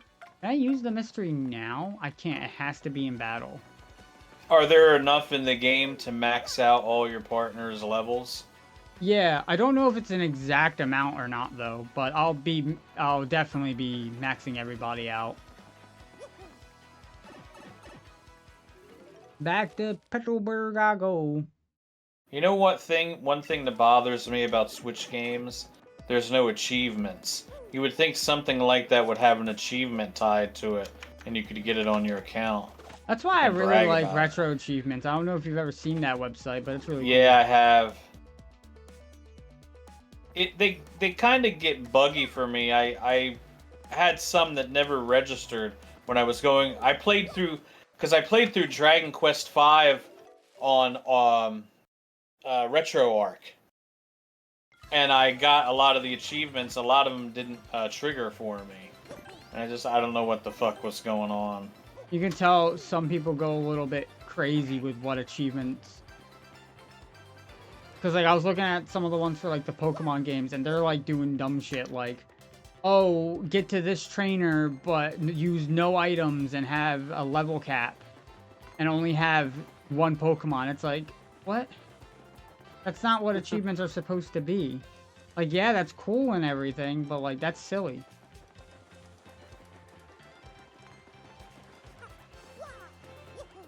Like, my idea for an achievement would be something like, get the T-Rex bat as Jeff in Earthbound. That's an achievement. A dumb achievement, but that's one. Takes like an hour or two to do.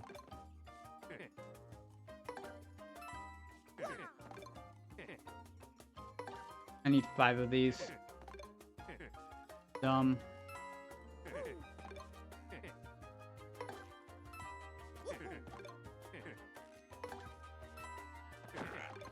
Oops, I hit Goombella. Sorry. I'd rather have Goombella upgraded over Koops because Goombella is a jump attack, so she's much more useful than Koops. Just saying. Because there's a lot of enemies that are not on the ground in this game. And Goombella's just better.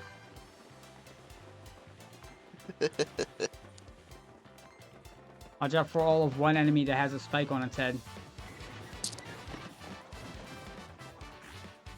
Like that one.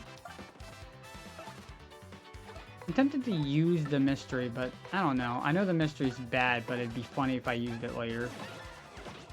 Now she does 2 damage with her head bonk.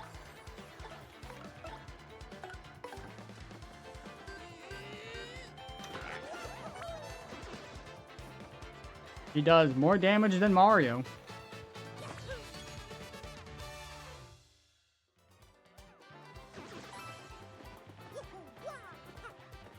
Oops would only be doing 3, but she can do 4.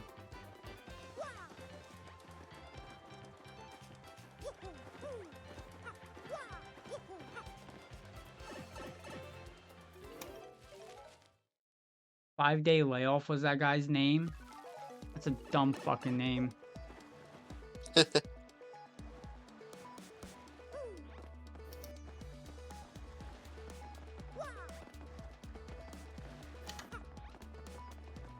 Whee!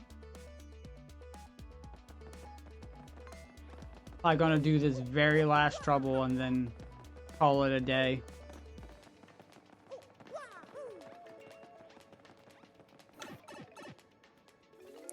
Last trouble? Yeah, last side quest. Oh. Because I don't want to start chapter 2 and then end in the middle of the chapter. Because that'll probably drive, my OCD like nuts. And it'll probably drive Carl's OCD like nuts. You know, I would love to stream a game to you guys. I wouldn't mind that.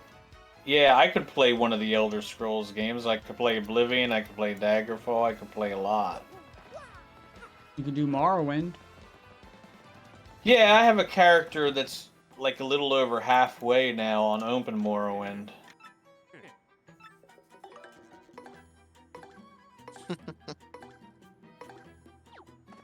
There you go, all the curd shells. Oh, he gives me an Ultra Mushroom.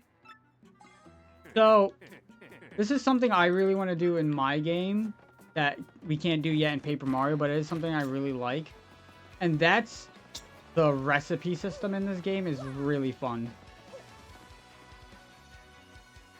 I don't know if you've ever dabbled with it, but it's in the first two Paper Marios, Carl. Basically, you go to the chef, you can give them 2 items, and they'll make a new item for you. Like, if you combine it, like, you could combine... Let me look at my items real quick. A mushroom and a honey syrup and make a honey shroom. So it does both of the effects.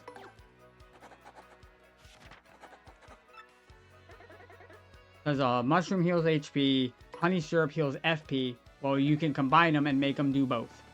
What about damage items? You can make damage items. I don't think there's any damage items that are unique to cooking, though.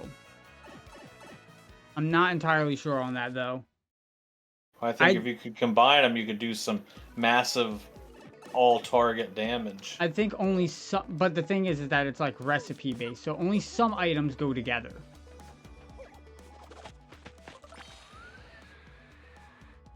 I know you can make some damage items. Like, I know you can make Thunder Rages and or Ice Storms. But I'm not sure if there's anything truly unique to the recipes. And probably the reason why they did that was so that way you... there's probably... I think shooting stars aren't sold anywhere. I could be wrong. But they're one of the best damaging items in the game. So once you find all of them out in the field... You're shit out of luck, so your way of grinding them would be the recipe system.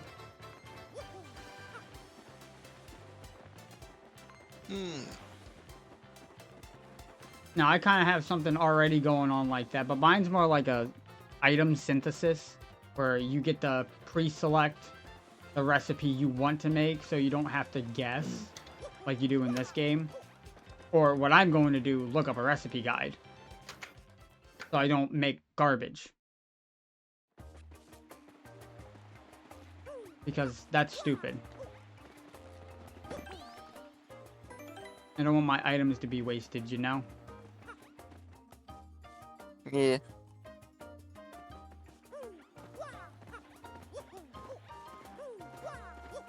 Also, I forgot to do this while I was here, but I think if you hammer these... Yes. Thirdly leaf. You need that for a recipe. Bro, Murphy!